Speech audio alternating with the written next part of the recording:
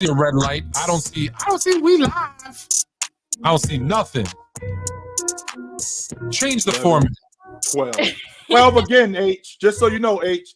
12 again. 12 again. 12 again. No. What is going on? Change the damn format. No, I'm protesting. I don't know what I'm doing. I don't know. Look how flustered I am. What is all that stuff on the bottom? What is that?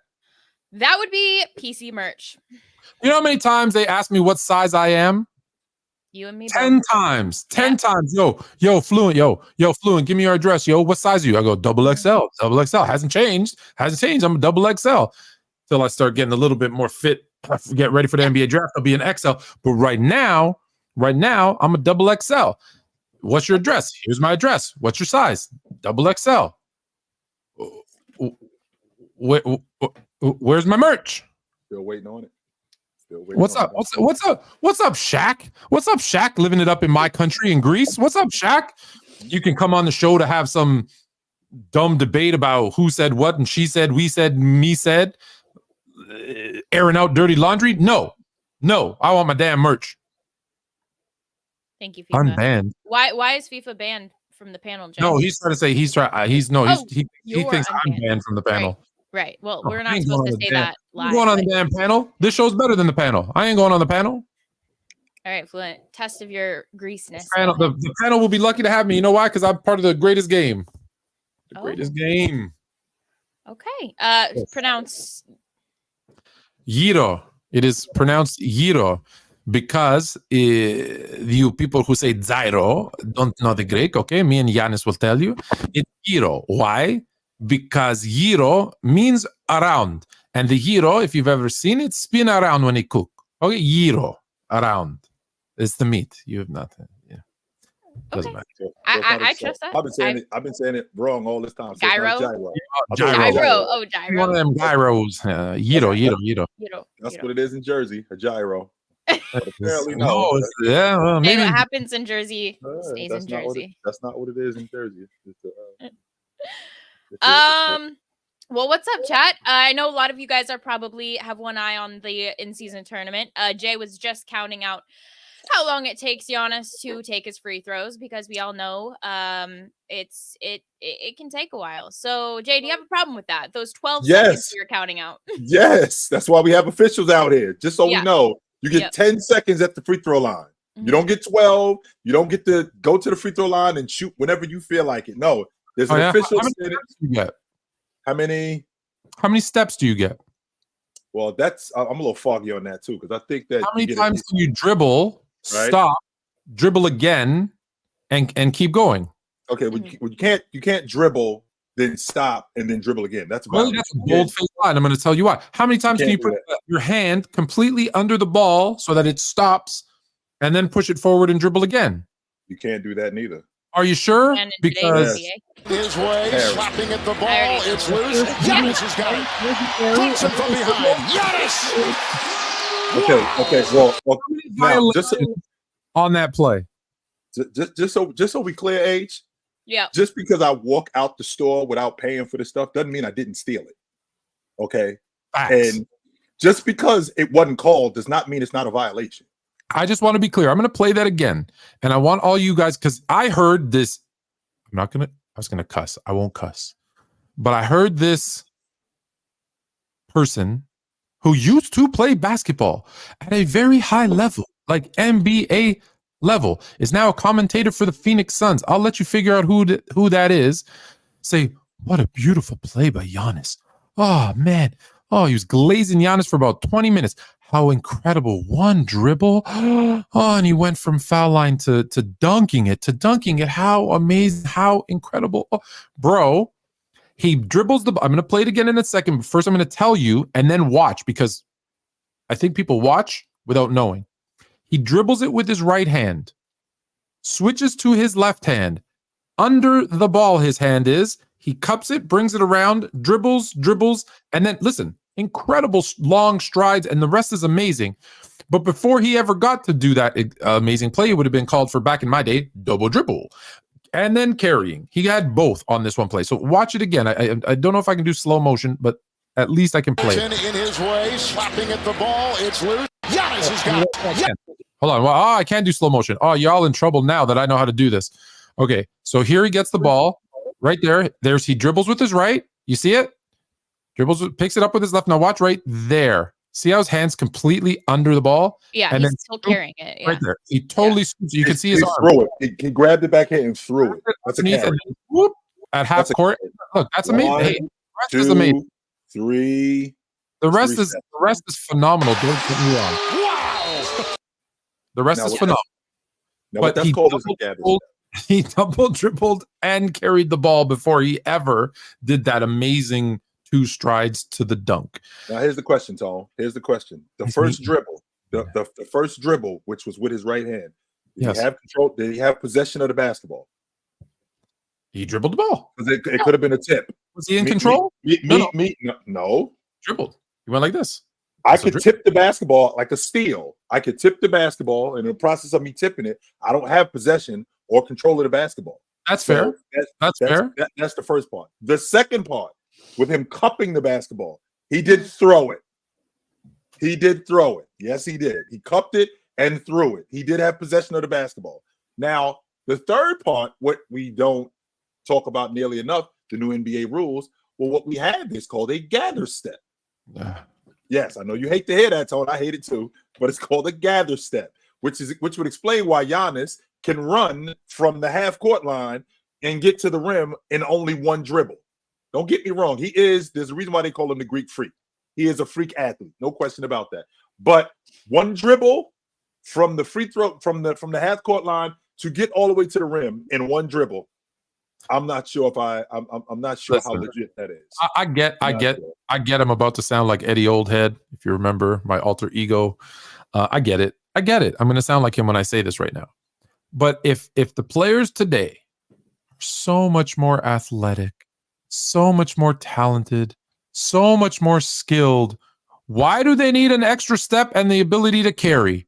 Y'all make fun of Bob Cousy because he dribbled like this with only one hand. Well, yeah, you know why? Because if he went like this, like not even this, or Giannis all the way, literally like this, it was called a carry. This was a carry. I think it's easy to cherry pick like 1 or 2 plays, but like that's not Giannis's whole game.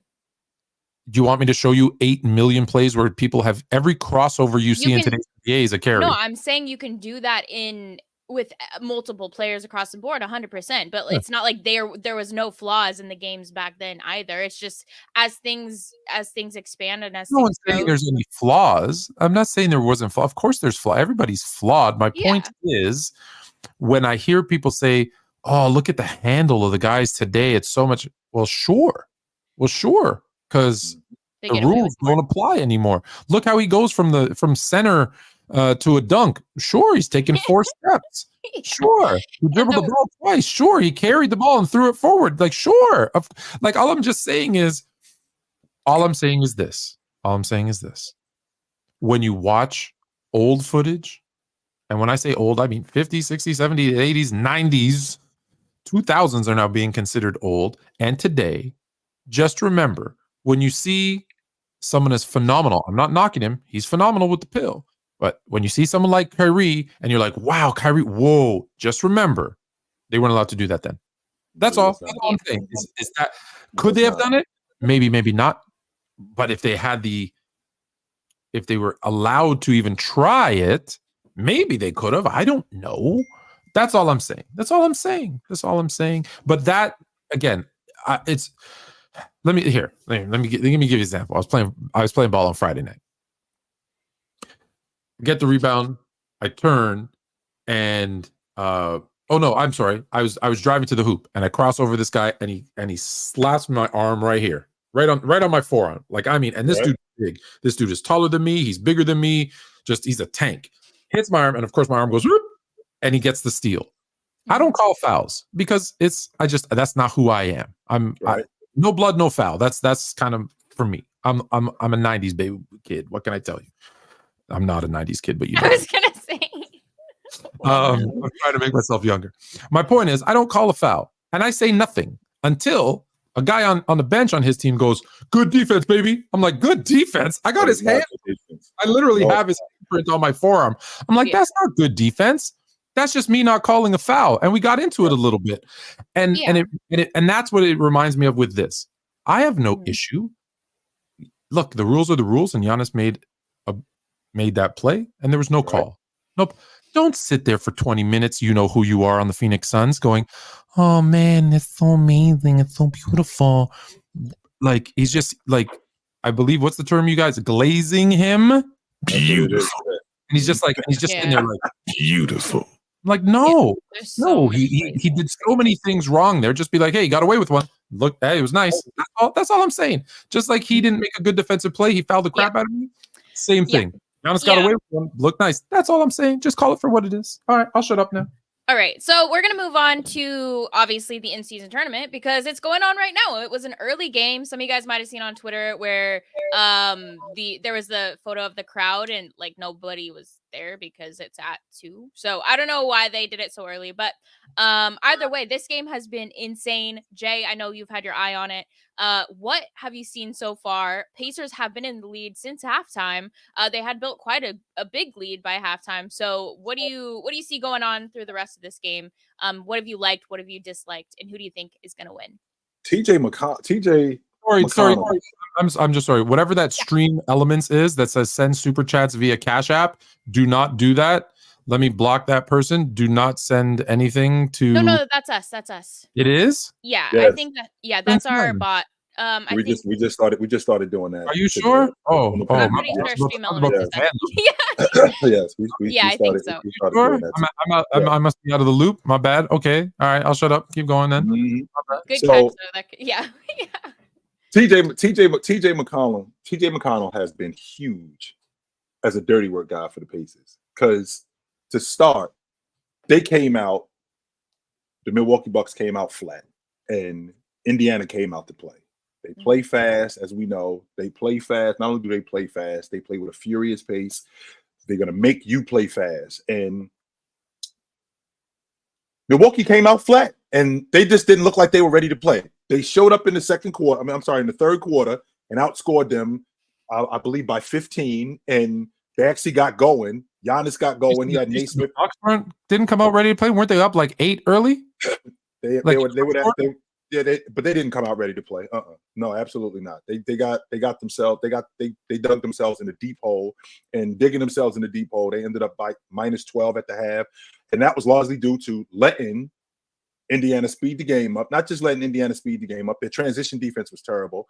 Once they got in the zone defense, which I thought was good. Once they got in the zone, they actually slowed Indiana down, and then Dame started hitting shots. When Dame started hitting shots, then that opened up their offense even more because now Giannis is on the block against Naismith one-on-one, and he can't cover Giannis, and Giannis just went to work on him. So it looks good right now, but now you find yourself in a dogfight. We got a 1-point game with 9 minutes. So it's actually a really good game. Yeah. It is. It's actually a pretty good game. So and really quick, chat, make sure to drop who you have. Who do you have winning this game? Because it's like you said, Jay, it's head-to-head right now. I think both could come out on top, but who do you guys have winning? And who are your hold to your predictions? Don't switch it up now. But who did you have winning? And Fluent, go ahead. You did. I did as well. Yeah. Fluent. Well, just like last week, you're all going to be wrong because last week you picked against my Pacers, both of you. Your Pacers now. This is new. Pacers. No, it's okay. No, it's not new. Go look at my week 1 power rankings. I was the only one that had the Pacers top 15. The only one. And last week you all picked against the Pacers.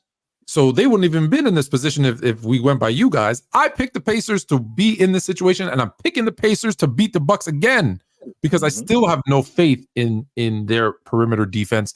And I think that's what's going to be at the end of this game. You're going to see a couple of plays, breakdowns on the perimeter defense, and that's what's going to cost them this game. Okay. That's what's killing Indiana right now. The fact that Milwaukee went into that zone, but it's kind of crazy because watching Malik Beasley and watching Dame, realizing that guys don't really know how to play zone. Guys don't know exactly where to be. When you play zone, that's the idea. You are part of an area. That's it. You're not covering a man to man. You're covering an area. I'm so glad you brought that up because I've been fighting with Canada basketball as of late because I have to because I'm a coach, you have to go through all these certification courses and stuff. And they keep saying, don't teach the kids zone, teach them man. And I'm like, why? I keep pushing back why. And the answer really is, they beat around the bush, but the answer really is, well, we want them to get beat and have an open lane so that we can get kids, get into the hoop and scoring, because that's kind of gets them, positive energy and blah, blah, blah. And they feel better and it's a more open, free flowing game. And I'm like, no, I want to win. Right.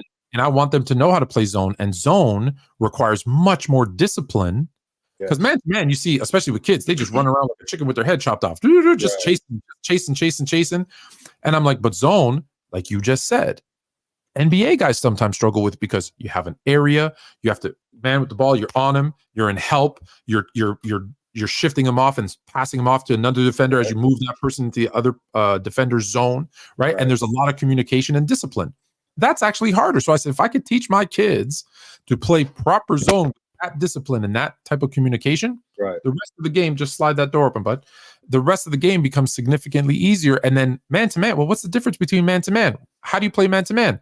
Well, in a zone concept, I'm telling my guys like him, stay in front of your man, stay low, keep the man in front of you, right? Between your man and the basket.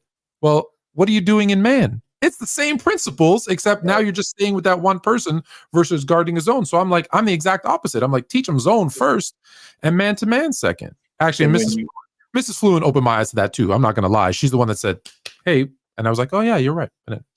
And when you're guarding zone, when you guarding in the zone, that's what you're doing. So H, you in front of me, and I'm guarding you in this area. And once you get over to where Tone is, that's Tone's area. So now Tone is guarding you. And the zone is actually used for people who can't shoot. Well, here's the difference. The difference is that now in the NBA, you got guys who can actually shoot the long ball. So what we're trying to do is we're trying to stretch the defense to make guys who, if guys can shoot the basketball, a lot of these guys can't really penetrate and get into the teeth of the defense and make shots for themselves, whether it's in the mid-range or it's in the mid-post. So that's kind of the idea for the zone, to make guys who are normally shooters, make them put the ball on the floor and make plays for themselves, which they can't do. And that's the idea. But the problem is, when I'm watching Milwaukee, these guys aren't as disciplined. Like Malik Beasley, he's all over the place. Dame has no principle when it comes to the zone. He has no idea where he's supposed to be, who he's supposed to be guarding, when he's going to pass off his guy that was just in his zone to the other guy. He doesn't know where the guy is behind him in the zone. He has no idea how to cover in the zone, which is mind-boggling to me, because he actually went to college for 3 years. So I'm like, what are you doing, B? Dame is the definition of his defense is good offense. Like, I'm just gonna outscore you. That's his defense. He's the epitome of that, Tone. That's exactly who he is. He's a punch-drunk boxer. He's a punch-drunk boxer. I think I can hit you more than I can stop you from hitting me. That's what I can do. Yes. So this actually is turning out to be a really good game, though. But somebody, because we're talking about two of the worst. I believe Indiana's given up the second most points in the league. And I think next to them is either Washington or Charlotte. I mean, Washington or Detroit. And this game's actually surprisingly low scoring, considering.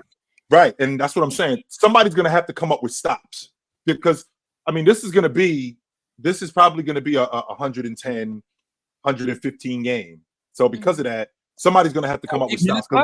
No, 8 minutes left. 120, 117. I think it'll be a little. Well, we'll see. It's 100. It's 101 to 100 right now. 100 right now. Just start kicking in then, and they get those stops, and so speaking of zone versus isolation, what do you guys who is some of the best zone defense teams in the league today?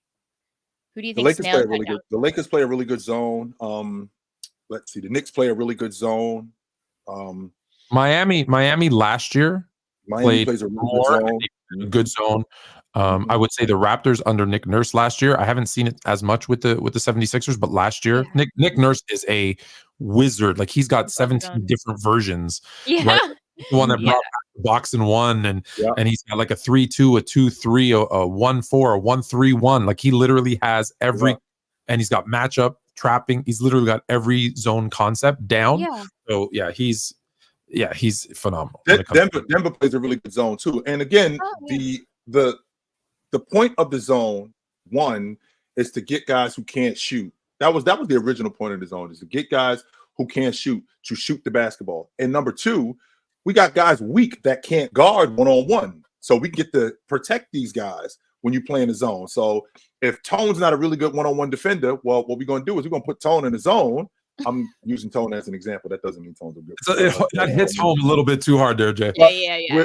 But I'm using somebody that's not a really good one-on-one defender. I'm using them in the zone at the top or on the baseline to protect them. That way we can that way we can actually be together, as opposed to when it's a guy one-on-one. Well, if you get him in isolation, we can't really protect him, as opposed to if we're in a zone, we can actually protect this guy.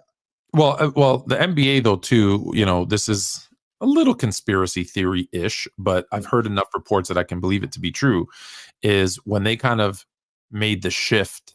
And let's be clear, guys, like everyone just thinks it happened overnight. Like there was zone defense when it started.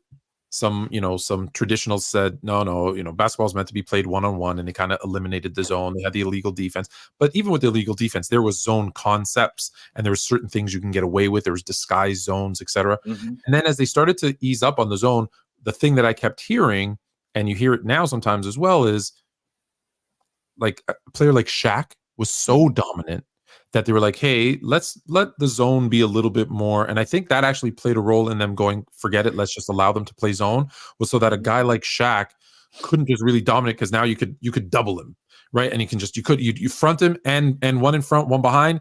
And now, it's harder to make an entry pass. So you can kind of neutralize him a little bit because he was so dominant. And again, the other part was, and force them to shoot.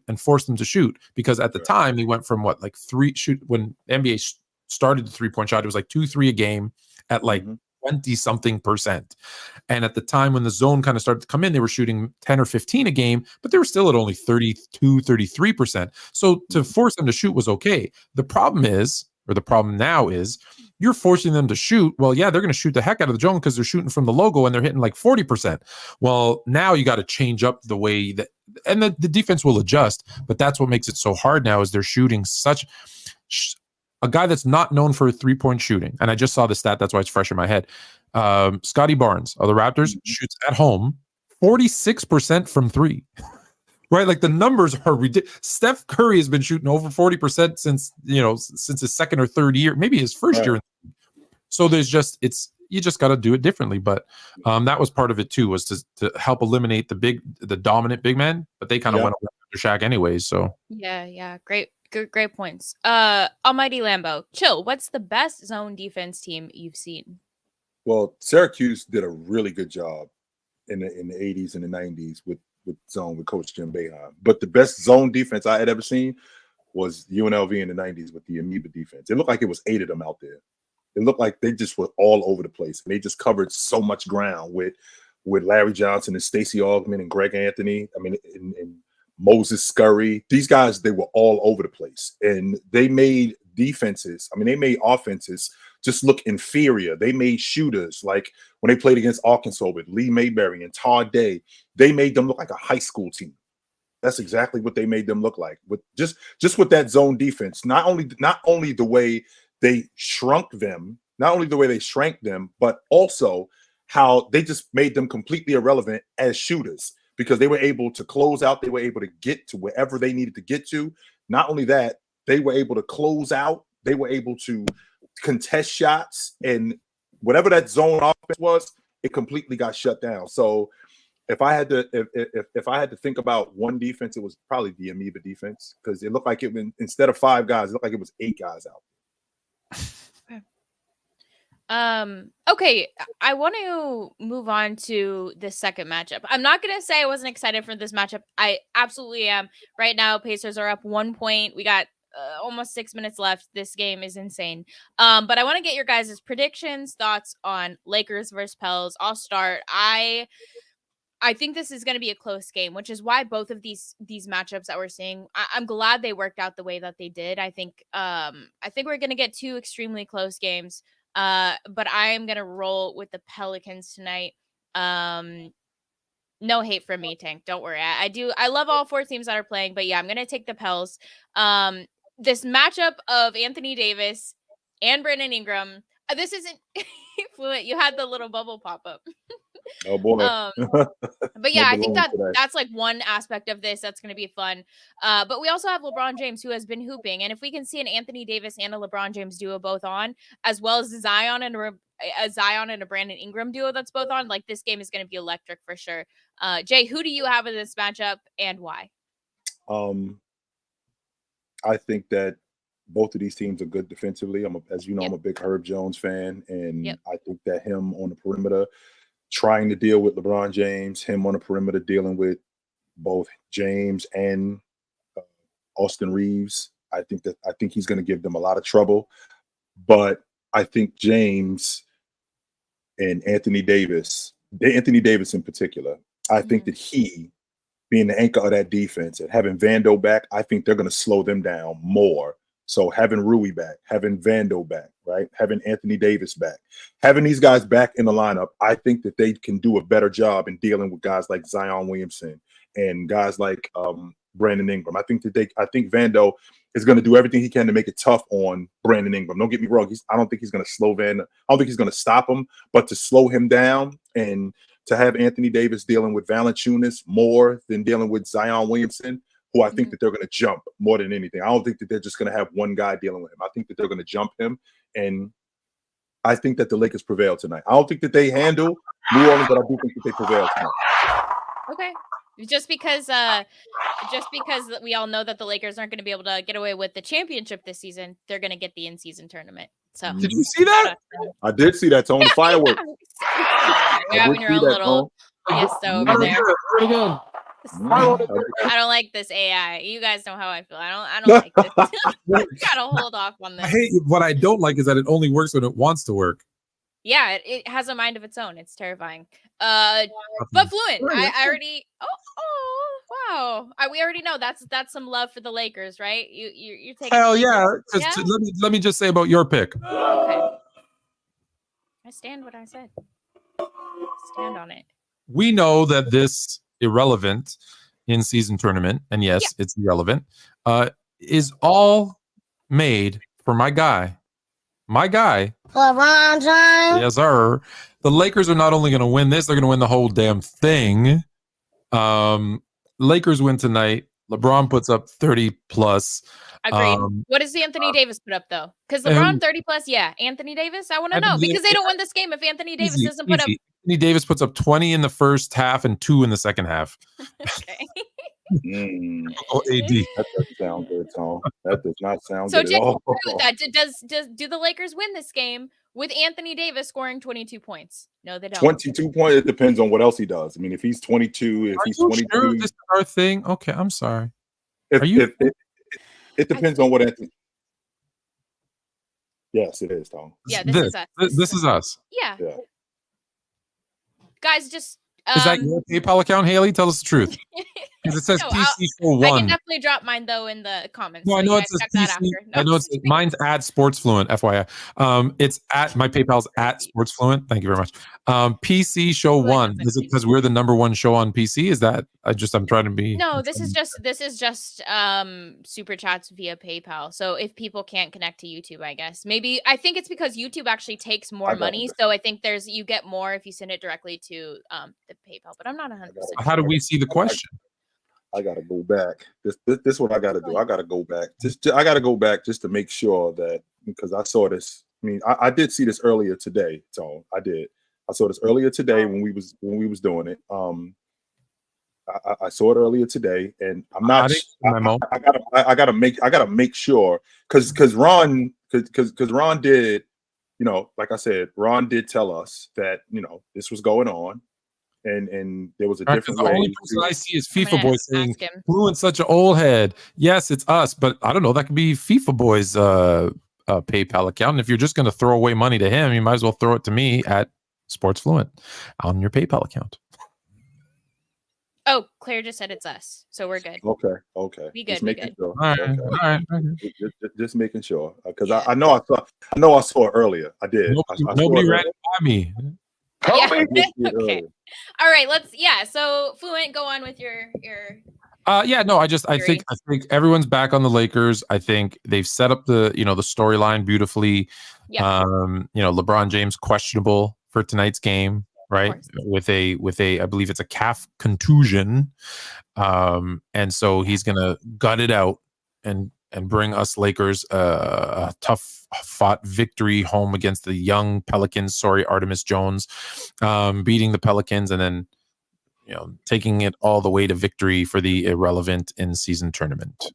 I've been in case you wonder why I keep saying irrelevant, some dude, I don't even know who it is, might not even be a dude, but like someone on Twitter is like, you're just saying it's irrelevant because you hate LeBron James. And I'm like, it has nothing to do with LeBron James because I told you it was irrelevant before the season started. I'm telling you it's irrelevant now. So if the Lakers don't win, let's say the Pelicans or the Bucks win, I'm still saying it's irrelevant. It has nothing to do with LeBron James. It's irrelevant. It is regular season games. And that's as much as these games cost. Like, I love what they're doing. It's smart. Generate interest, get people more engaged, maybe get more intense games. I agree with the tournament. I love it. But it's still just regular season games. So when I say irrelevant, I just mean these games don't mean any more than any other regular season games. They put a marketing twist on it so that more people watch. Cool. Love it. The only problem is what happens in the end of December? What happens in January? And February, as Chill would say, the dog days of the NBA season. That's when they should have done this tournament. They should have done this tournament leading up to All-Star Weekend, is what they should have done, because all they've done now is really, I feel, taken away from, even more so, from those dog days of those January, Februaries. And now there'll be some interest again come trade deadline. And then we know the playoff push. So there's going to be, they've created a 2.5 month lull where people will be like, oh, these games aren't really, And all the guys who played in this tournament, they're going to take a day off. And let me, last thing, and I'll let you say, because I see you want to jump in, Haley, is that what's the most important game of this in-season tournament? The championship game. Finals. Which is the only one that doesn't count to the regular season. It's an exhibition game that does not count for anything. When I say it's irrelevant, like that game literally means nothing. And let me tell you this, and this is my last piece that I made in this Twitter conversation I was having, or X conversation. The last thing I said to them, I haven't heard back from them either. When after I said this, I said, because it doesn't matter. I want the Lakers to win. I would love for the Lakers to win. But this is the part that it's irrelevant. Come end of the season, if you're in 10th place and you lose the play-in game, did winning the tournament mean anything? No. If you're in 11th place and you miss it by one game, did that 83rd game that you won, did it mean anything? No. So the regular season games, like I said, great marketing tool to generate interest and everything that they've done, phenomenal. But let's not get carried away. No, that's a great point, because Jay, I'll let you jump in here as well. But in score update, Bucks are about to be down just one. So close game. But yeah, I want to ask you, because Fluent, you have a little bit of interest in this, probably more than Jay and I, in the sense that you actually are a fan of the Lakers. But all that aside, even Giannis, that clip that came out yesterday when the announcer, or it was 2 days ago when the announcer went up to Giannis after they beat the Knicks and they said, hey, you're winning a bunch of money. How do you feel about that? He's like, we're winning money. Like, he had no idea. The players have no idea what's going on. Hold on. Do you happen to have the Bucks roster handy? But I can pull it up. I do. I got it right now. I got it right in front of me, Tom. All right. Do you have it? Do you have it with the payroll? No, I know he makes a ton of money. This is no. But I'm going to tell you, Giannis, who makes $40 million a year, probably doesn't know about the $500,000. Who's the lowest paid person on the Bucks? Since you have it there in front of you, Jay. The lowest paid guy on the Bucks is the two-way guy, Marcus Bolden. How much does he make? The league minimum. Let's see. Marcus Bolden is on the books for. Let me make sure that I got this correct, Tom. It's a Marcus Bolden. We're putting him on blast. Yes, we are. We putting Marcus Bolden on blast right now. Marcus, we're so sorry. You're welcome to come on the show anytime. He's on the books right now, Tom, for $2 million. All right, so he's about to make, if they win, 25% of his pay. I guarantee he knows there's $500,000 on the line. Yeah, Mhm. but that wasn't my I'm not point. surprised that Giannis doesn't, right? That I wasn't feel my like, point, though. yeah. I think I'm more of my point. What that is a great point, though. But like, more so, it's just we're still all learning this together. What this is going to look like, what this looks like in the future. And Jay, I know you were going to say something, but also add in what should we care about this? Like Fluent was saying, this is just a regular season game. And my hot take, I don't think any of the 4 teams that are playing in this tournament are going to the finals, in my personal opinion. And what does How that say dare about you? them? What does that say? And no offense, I think they're all definitely playoff contenders, 100%. But I don't think any of them are going to the finals. So what does that say if you win the in-season tournament just to get out in the first round, second round, or not even make the playoffs, like Fluent said? Well, first of all, I completely disagree with Tone that these things this is irrelevant because number one, both Indiana and Milwaukee are in the same division. This is playoff implications right here because we may see this team in the playoffs, and to see this team in this kind of atmosphere, which is a playoff atmosphere. I mean, I watched them a couple of nights ago when they played against Boston for a trip to Las Vegas. When they played Boston for a trip to Las Vegas, we're talking about it. It looked like to me, it looked like Game 3 of the Eastern Conference semifinals, and they were down 2-0, and they needed to win in order to move on. With that being said, both of these teams are in the same division. They could see each other in the playoffs. You got guys on the crew, the 8th, 9th guy on the team that's going to get a check if they win for $500,000. I'm not going to see that kind of money. I don't care if I'm making $2 or $3 million. I'm going to get an extra $500,000. So that's an incentive right there. Add that to the fact that for you to beat us, to go to the championship game in the division for playoff implications, because again, Tone, you just mentioned that this doesn't really have this. This is irrelevant. Tone, if we end up with the Indiana Pacers and the Milwaukee Bucks at the end of the season with an identical record, but we beat them twice during the in-season tournament, they got to come to our building for 4 of those 7 games. That's a big deal. That's hold on. So if you got to face them in the playoffs and they beat you twice in the regular season and they got to come to your building, it's the same thing. So that's what I'm saying.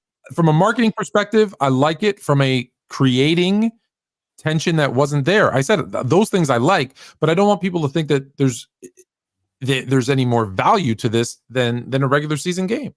Actually, it is more. The reason why it's more value because number one, we actually have a championship and we have a trophy and we got more money. So I don't think that's fair, Flint, to say there's nothing. So there is more value in that aspect. Little, right? at least. Made it up. So there is more value in that aspect. I was not an advocate of. Hold on, the championship game doesn't even count. Well, then every high stakes game, the All-Star game, the finals, all that's made up. Then all of those things are made up. Exactly. Is the All-Star game not irrelevant? Is the All-Star game not relevant? Is it when you say is the All-Star game irrelevant?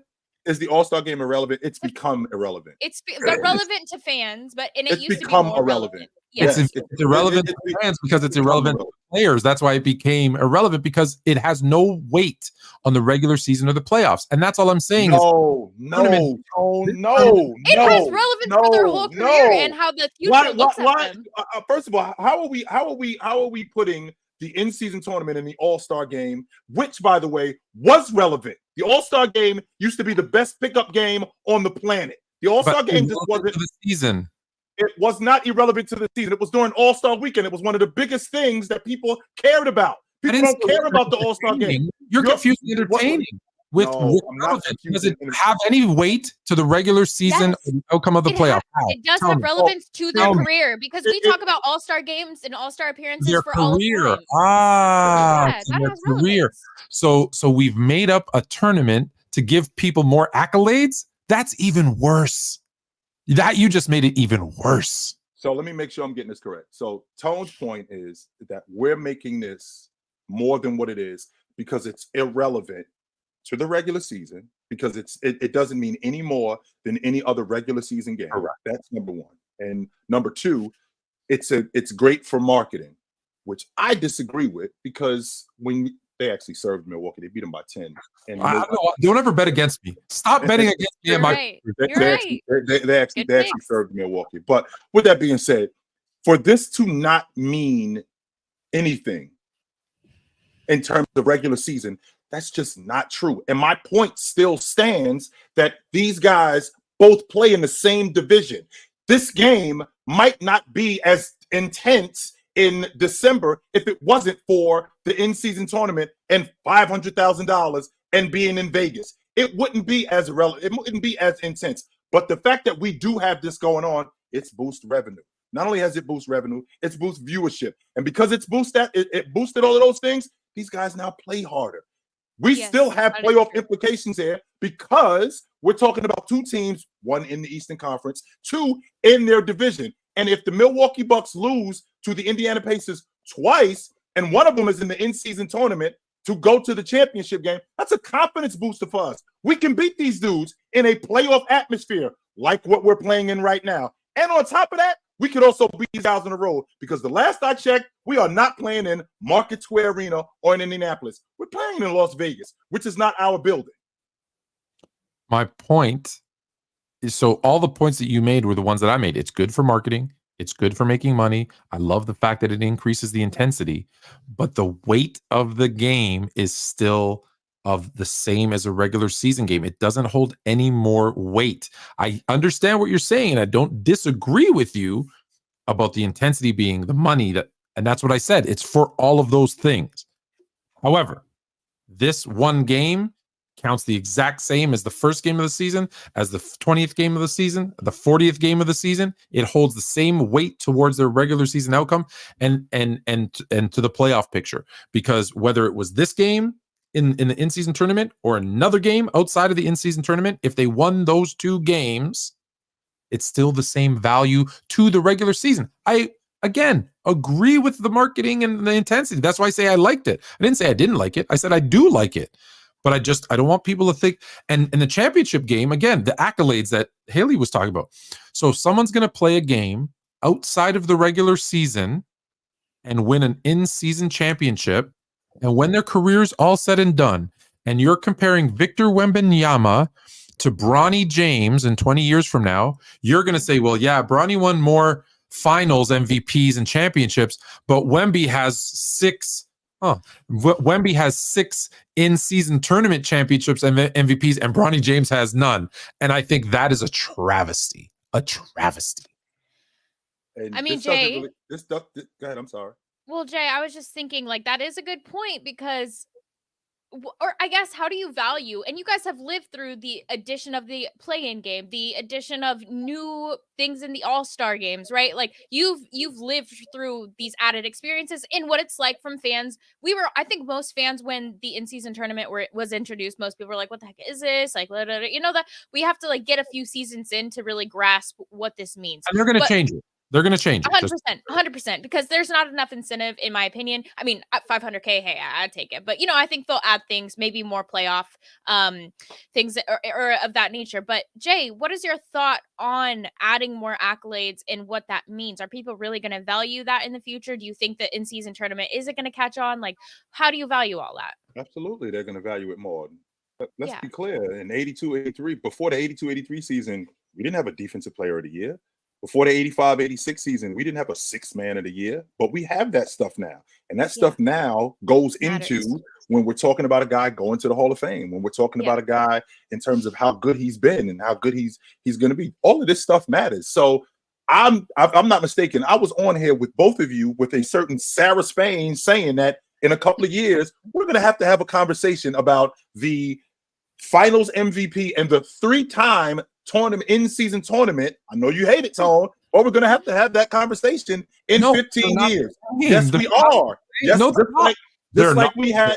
I promise you we're going to say that, Tone. We're going to have a conversation about, not only are we going to have a conversation about the three-time finals MVP, but not only are we going to have a conversation about the three-time finals MVP, we're going to have a conversation about how Tyrese Haliburton was the MVP of the in-season tournament 4 times in 7 years, and he's also a finals MVP. That's going to matter.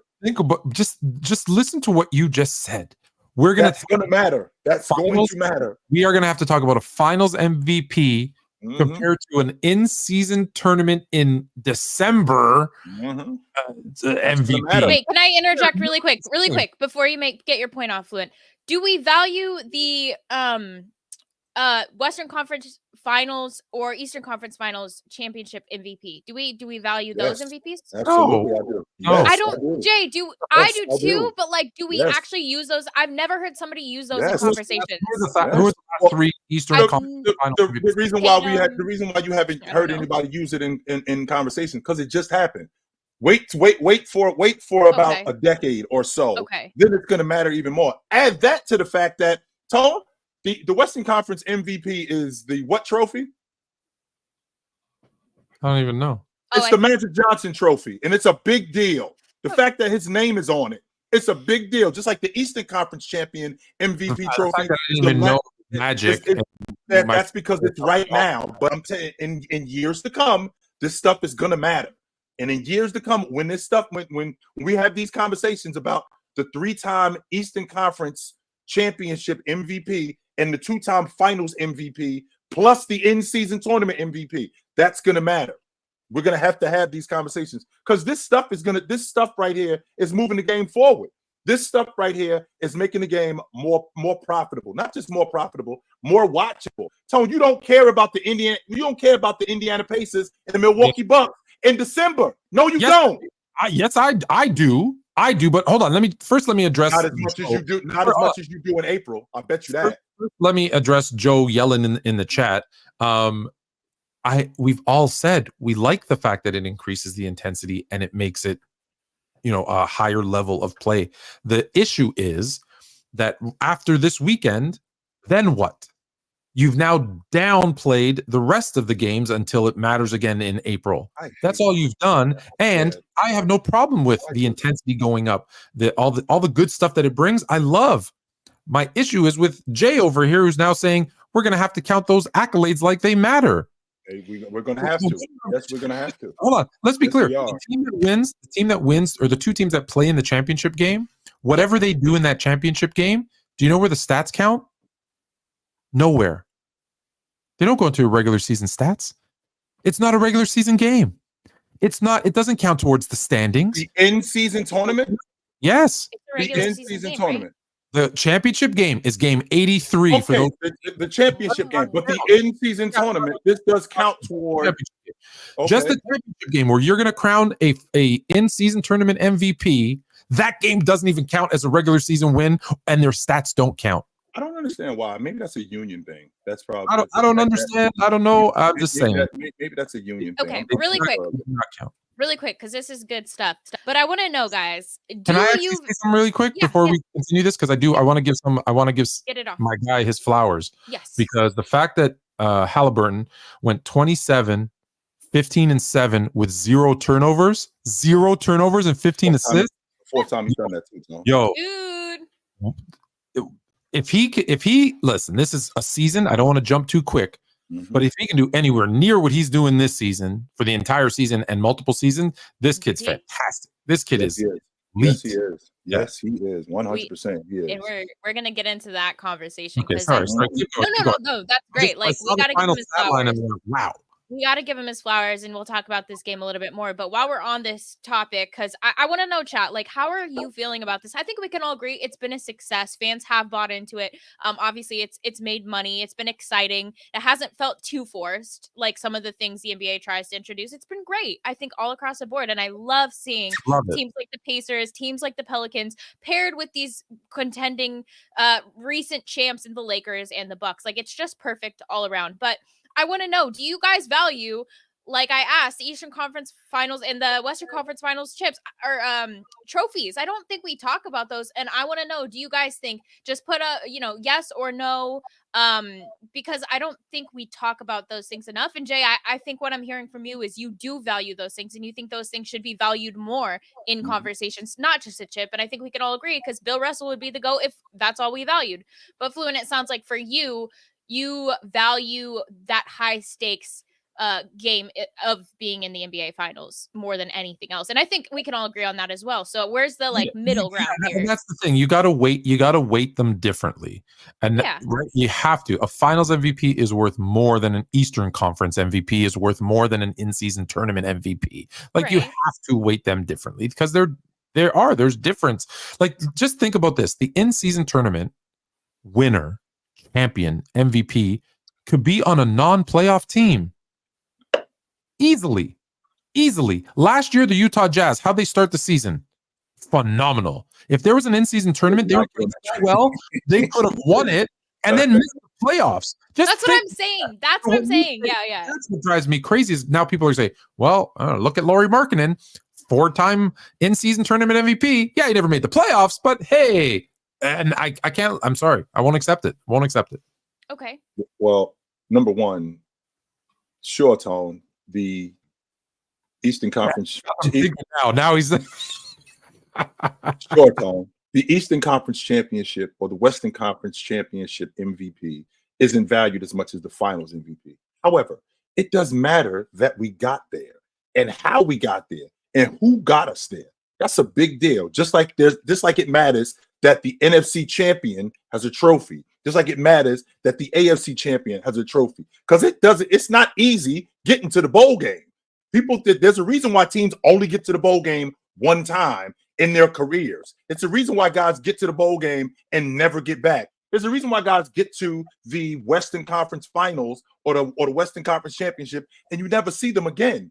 There's a reason for that because it's hard to get there, man. And once you get there, I do feel like that needs to be celebrated, especially when we're talking about young guys. But then when you put guys like Magic Johnson, when you put guys like Larry Bird, who were the staple of winning, when you put these guys, when you put their names on being the Eastern Conference Finals MVP or the Western Conference Finals MVP, it legitimizes you as a player that, yo, this is what I did and this is who I did it against, as opposed to you just giving out. If you don't win everything, none of that doesn't matter. I completely disagree with that. But just like somebody said, Jay, and I know this isn't fair, so I agree with you, but most people in 5, 10 years, 15 years, when my kids are growing up and they're watching NBA, right? Nobody remembers second place unless you're a historian of the game, which I think we are all trying to be and learn more, but nobody remembered second place. Nobody cares who won the Western, right? Oh, I'm first of all, this conversation first makes me want to do this. I drank a beer. I drank another beer. 3 beers. You can excuse yourself. 5 beers. 6 beers. 7 beers. 9 beers. Yeah. And after I'm done all of those, I'm going to say this. Okay. And this is because he brought up football, so I'm going to give you a football scenario, and it'll just show you the weight difference. When I say I'm all for acknowledging. Acknowledge me. I'm all for acknowledging, but understand why I say they need to be weighted significantly different. Yeah. The Buffalo Bills won 4 straight AFC championships and went to 4 straight Super Bowls and lost all 4 of them. Ask anybody on that team, will you trade in those 4 AFC championships for 1 Super Bowl ring? And every single one of them without hesitation. Yep. That just shows you the magnitude and the difference between winning and being second. It's significant. Yeah. It's significant. I just hate. I swear that I'm not saying it doesn't matter. The makes me difference nuts, is significant. man. That how, because what you guys do is you guys devalue how hard it is to win and how hard it is to get there, and not only how hard it is to get there, how hard it is to get back. Tony, we had half a decade with the Buffalo Bills where the road to the bowl game, you got to come up to Buffalo to come see us in order to get there. Don't get me wrong. They didn't win it. And they got smoked by the Cowboys. They got smoked by the Cowboys. They were in a dogfight with the Giants, right? They got handled by the Skins, right? At that, they were called the Redskins at the time. But with that being said, getting there matters. Getting there absolutely matters, especially if you do it more than once, more than twice. That absolutely matters. 100% it does. So when I think about giving the Eastern Conference Championship trophy to whomever wins it, yes, we're going to talk about that. Yo, you did get to the finals. It's not just going to be, well, what did you do when you was in the finals? It's not just going to be that. It's going to be that because I care about what you did when you were in the finals, but I also care about how you got there too. If anybody knows anything about me, I care about what you did. I care about when you did it. I care about how you did it. And I care about who you did it against. That's what those are the things that I care about the most. Getting there matters. And I will never get off of that. Never. And I will never. And what I won't do is I'll never displace anybody or tell anybody that, yo, because you got there, it doesn't matter. Like this dude in the chat talking about praise Barry Bonds. All right. Barry Bonds got to the Super Bowl. Barry Bonds got to the World Series. Yes, absolutely. And I think he hit something like 450 in the World Series. That's his best postseason in like 22 years. He did do that, though. And that needs to be acknowledged. Barry Bonds did get to the World Series, 100%. And Sebastian talks about, I'm just saying that about my Niners. Just so you know, Sebastian, for your information, in my lifetime, right? There's a reason why I still got this snow on my face. In my lifetime, these how many Super Bowls my boys won. And I was alive to see it. So if we don't ever win it again, if we never win it again, I'm straight. Because I saw my boys do it these many times. How many times I saw my boys do it. And Sebastian, you haven't seen your boys do it these many times. I saw my boys do it these many times in my lifetime. So let me ask you this. Do you have the same amount of passion with people on the panel, on your lives, etc., when people talk about Jerry West and Elgin Baylor, who made it all those times and collectively won one? Tone, do you know in the 65 NBA Finals, they lost to the Lakers in Game 7? I do. I'm very aware. Yeah, I'm very aware. They lost in Game 7 by 1 point. That's it. Okay? 65? Yes, they lost by 1 point in Game 7. By one. Wait, can I ask who took the shot? Who took the losing shot or the last shot? Or were they down 4 and then took? Or if you're guessing who took a shot, it was probably Jerry West because he took 90% of them. Yes. And then they lose. Jerry West is like me. He never saw a shot he didn't like. I love Jerry. Wait, you were live, right, Fluent? You will. It is hard to get. It's hard to get to the championship. It's even harder to win it. So, like stuff like this, when you're talking about the in-season tournament, I'm not putting the in-season tournament in the same category with the NBA Finals. No, I am not. No, I am not doing that. If you're talking about the journey and to, if you're saying, is it better to win the in-season tournament than to not win it? Sure. Yeah. All I'm saying is I'm not going to hold the in-season tournament MVP in the same regard as the Eastern Conference MVP, in the same regard as the Finals MVP, because there are levels and they're not on the same one. And I hope we all agree on that one. If anybody, there's no way that we don't agree on that. That I'm telling you, if you win the in-season tournament MVP, I mean, that's a bigger deal than winning the Finals MVP. In fact, I can talk about you like I talk about this guy who never won an in-season tournament Finals MVP, but won a Finals MVP. These two dudes in the same conversation. I'm going to take this off. I'm going to get off this computer, and I'm not going to talk basketball ever again. Listen. You know what's going to listen. You know what's about to happen in 3 days. Yeah, I know. In 3 days, my Lakers. No one can argue that. My Lakers are going to win the in-season tournament. And every Tom, Dick, and Glazer is going to say LeBron James is the GOAT because he's the in-season tournament MVP. Those conversations are going to come. We do have to acknowledge that. Just so you know, Tony, there's a flip side to that too. Like if you guys end up in the finals and you lose, just so you know, James is 4-7 in the finals. No. To make sure that's going to be some nonsense that you're going to have to listen to too. Be clear. Let's be clear. I'm not that guy. I'm not that guy. But that's not what they're going to say. Right. We're going to say he's 3.5-7 in the finals because the bubble. The bubble's only half. So. That is good basketball math. 3.5 7.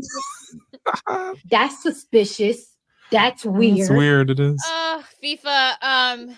This is a good question. I mean, it depends. I mean, it depends what you guys like, but we seem to be getting great engagement at this time. I like it a little bit more, so we're probably gonna stick with it. But I wouldn't mind moving. Wouldn't mind moving back to 8 after the football season, maybe. Yeah. The reason for the move is right now it's perfect if you think about it, because we come on and we're done just as the football game's starting to get interesting. If it's a good game on Thursday, if it's a bad game, doesn't matter.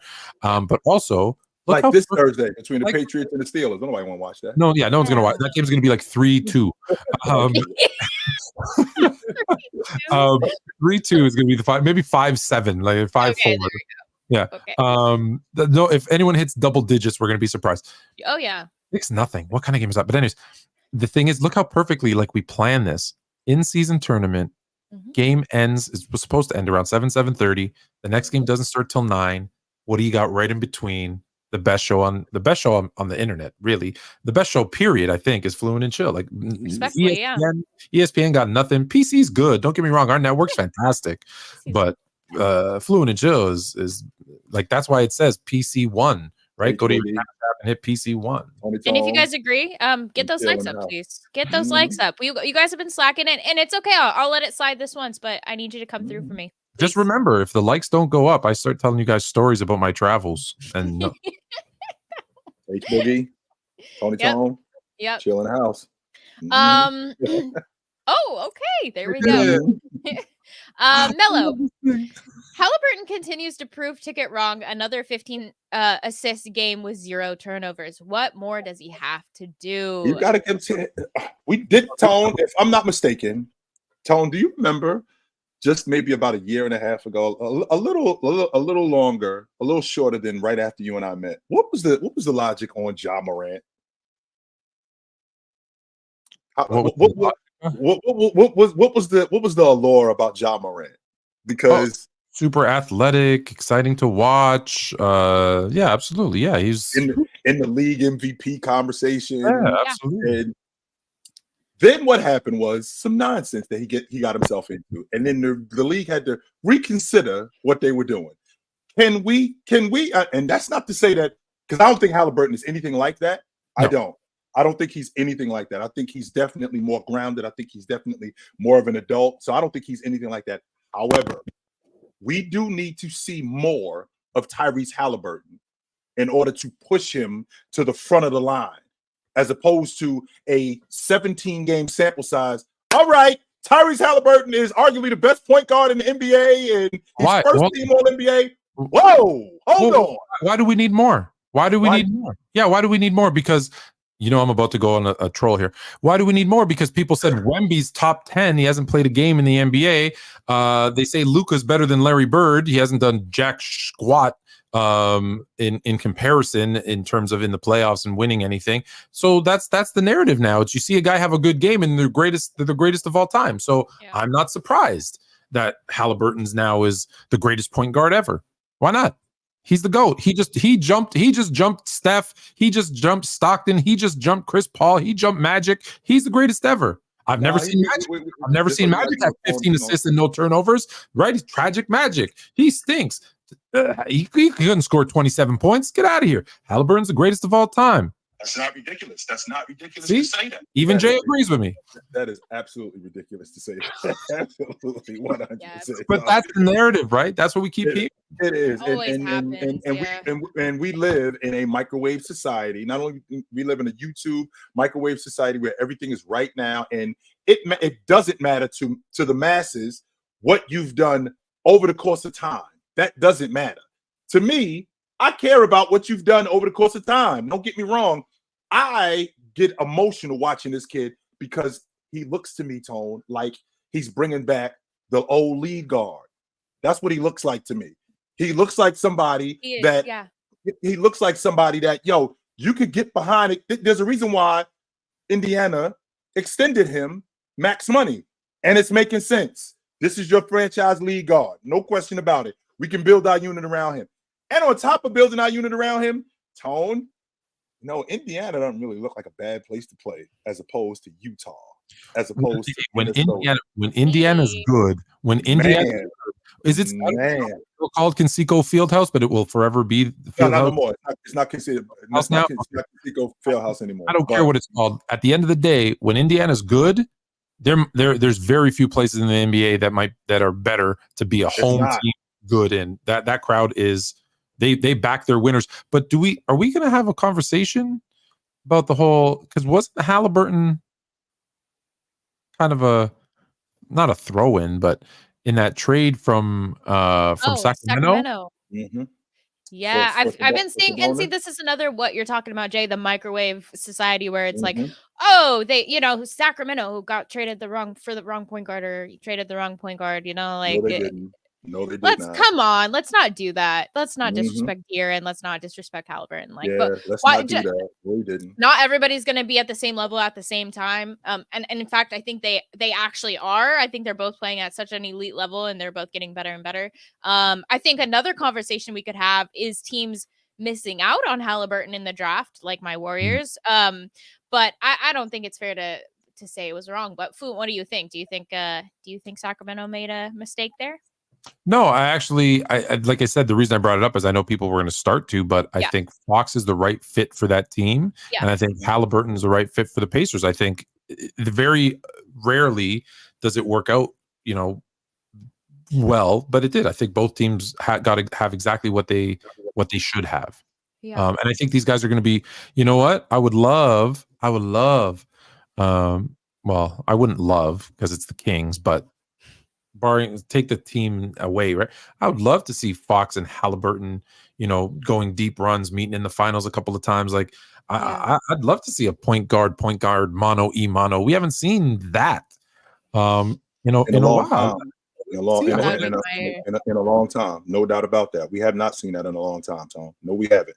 And it'd be great for the NBA to get back to that because we can get back to having rivalries, right? Not only can we get back to that rivalries, we could get back to the Tim Hardaway, not Tim Hardaway. I'm sorry, Gary Payton against Terry Porter, John Stockton against Gary.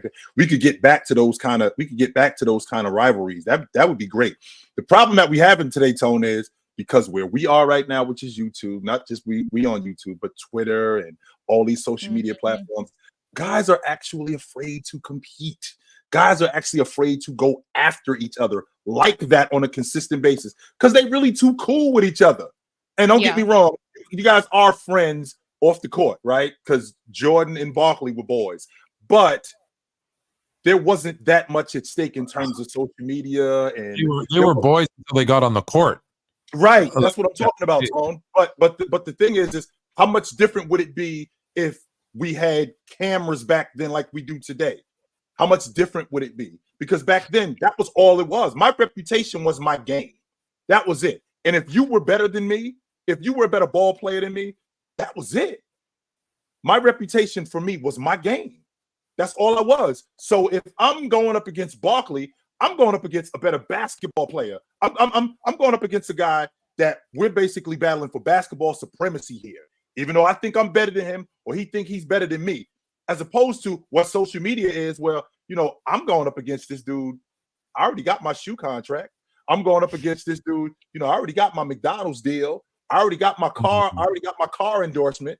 I already have that. So do I really have to go at this guy? Because I'm still getting paid anyway. I'd like to read you a couple of names, okay? You ready? And I'll tell you right up front. Yeah. I'm saying some of these wrong. So Anthony Edwards, James Wiseman, LaMelo Ball, Patrick Williams, Isaac Okoro, Onyake Okongwu. I hope I said that right. Yep, Okongwu Killian Hayes, Obi Toppin, Denny FDJ, Jalen Smith, Devin Vasil. Yep. With the exception of maybe Anthony Edwards, is there anyone that deserved? And then it was Tyrese Haliburton. Is there any one of those names that you would trade in a heartbeat for Haliburton? Because all of those, the reason why he's reading those guys off, because all of those guys in the draft went before him. All of those guys in the draft went before him. So shout out to the Golden State Warriors, Charlotte Hornets. Obviously, they always get it wrong. Chicago Bulls. Although, okay, listen, LaMelo's a good pick, but if at this point you'd rather have Haliburton because at least he's healthy, right? Chicago Bulls, Cleveland Cavaliers, Atlanta Hawks, Detroit Pistons, New York Knicks, Washington Wizards, Phoenix Suns, San Antonio Spurs, and then he gets drafted by the Sacramento Kings, who of course trade him. Yeah. I mean, hindsight, I guess. It's just crazy. Yeah, I get it, but wow. So that's why I always say, like, when we argue about busts, right? And we talk about, well, he was drafted here. They get it wrong a lot. Oh, they get it wrong a lot. Yeah. Angie, this is from our former conversation. Jay sounds like a pro consolation prize to me. Any thoughts? A pro consolation prize. I mean, again, like I said, if we're talking about accolades, the game evolves, and like this stuff is going to matter. And I know that a lot of people don't want to talk about it, but yeah, this stuff is going to matter. The fact that if that's the case, then let's take out all of that stuff. Let's take out the defensive player of the year. Let's take out the sixth man of the year. Let's take out the most improved player. Let's take out the league. Take all of this stuff out because all of this stuff didn't exist at one point. I'm giving you a T. You know why I'm giving you a T? Because the defensive player of the year, the sixth man of the year, all those ones you just mentioned, the difference is those are for an entire season based on a lot of different criteria. This is a 5-game in the beginning of the season. You can't compare an 82-game season and a defensive player of sixth man, whatever, to a 5-game sample size. Just like you said, the funny thing is you said we can't judge Haliburton on a 17-game sample size. Well, we're judging a in-season tournament based on a 5-game sample size. Right. Now, what happens, Tone, when the in-season tournament champion, what happens when they win the NBA championship? And then they go on to do it again. And I don't mean just one team.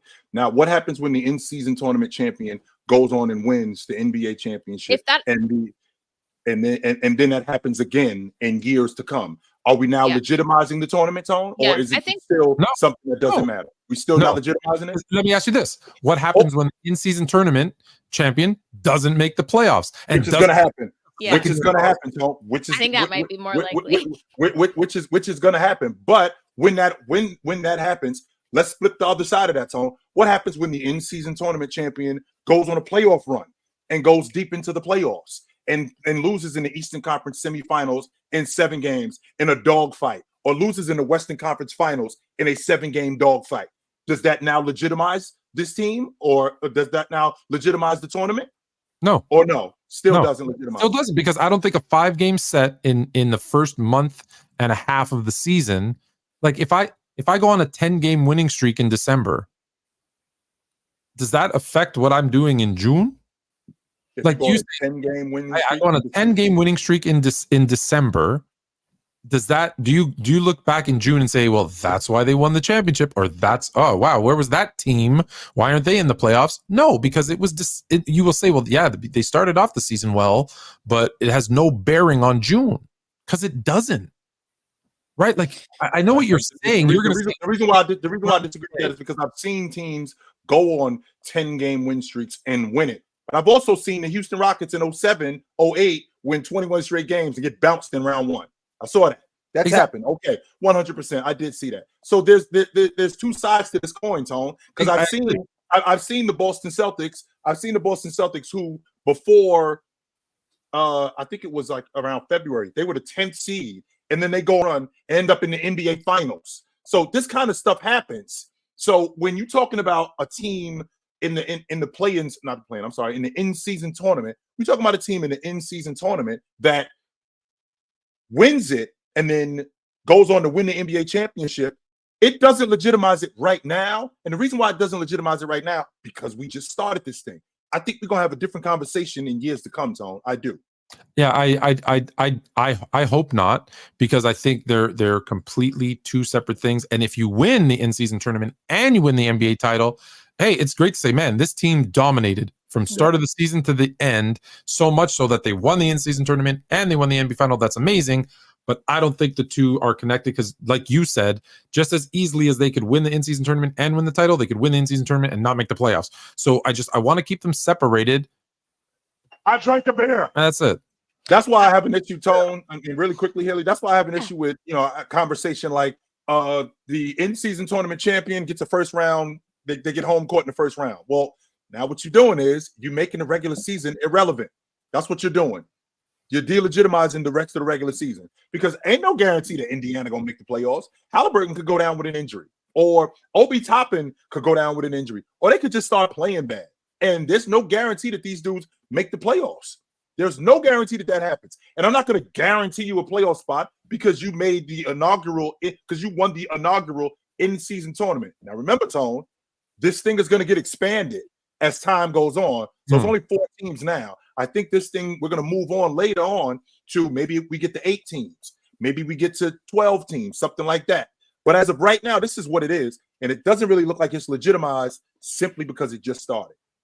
2 thoughts on that. Agreed with you, Jay. The only thing is we see such a lack of interest in things like the All-Star games that it's like, our players even, they don't even want to show up to regular season games and play their hearts out. So what makes you think that, I mean, do these incentives really matter? That's a whole nother discussion. And 2, somebody mentioned it, I think, don't skip over that.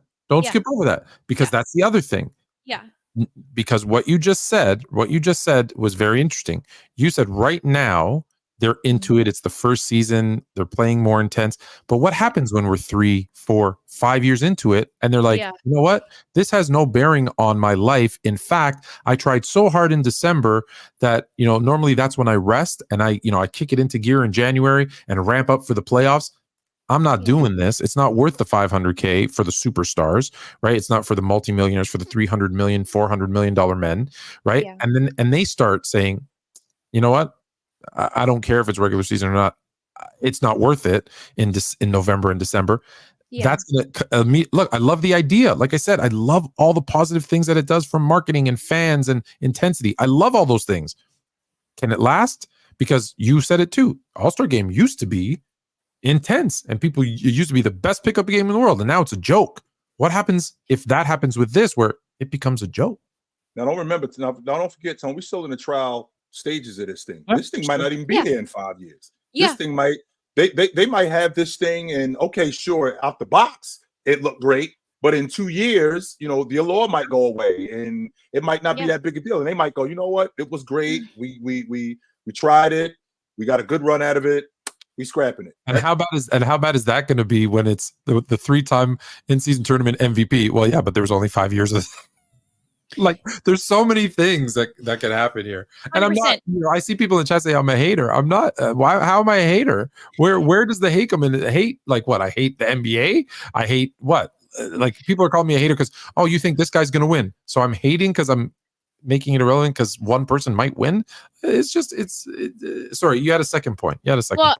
Yeah. I just wanted, like, on a positive note, and Hero, I think, said this in the chat, which I agreed with, is one good thing to come out of it, even if it isn't playoff implications, is the fact that it does give a chance for smaller market teams to be on the map, such as the Indiana Pacers, who, Haliburton's been on live TV like one time in his whole, or like national TV twice in his whole career. That's unreal. And so things like this could help individual younger players, and that could be something that does keep this going. And even like you said, Fluent, the guys who are getting paid, where that $500K really does make a difference, and maybe next year it'll be $1 million, and maybe next year it'll be $2 million. Like, who knows? If this made enough money, there could be real incentives that capture their attention. So and like I said, and that's a marketing thing, and that's one of the positives that I said absolutely comes out of it, is those things, and people get to see maybe a Haliburton who they've never watched, maybe a De'Aaron Fox. Like, people on the East Coast, like, they don't stay up late enough sometimes to watch a lot of Sacramento Kings games, or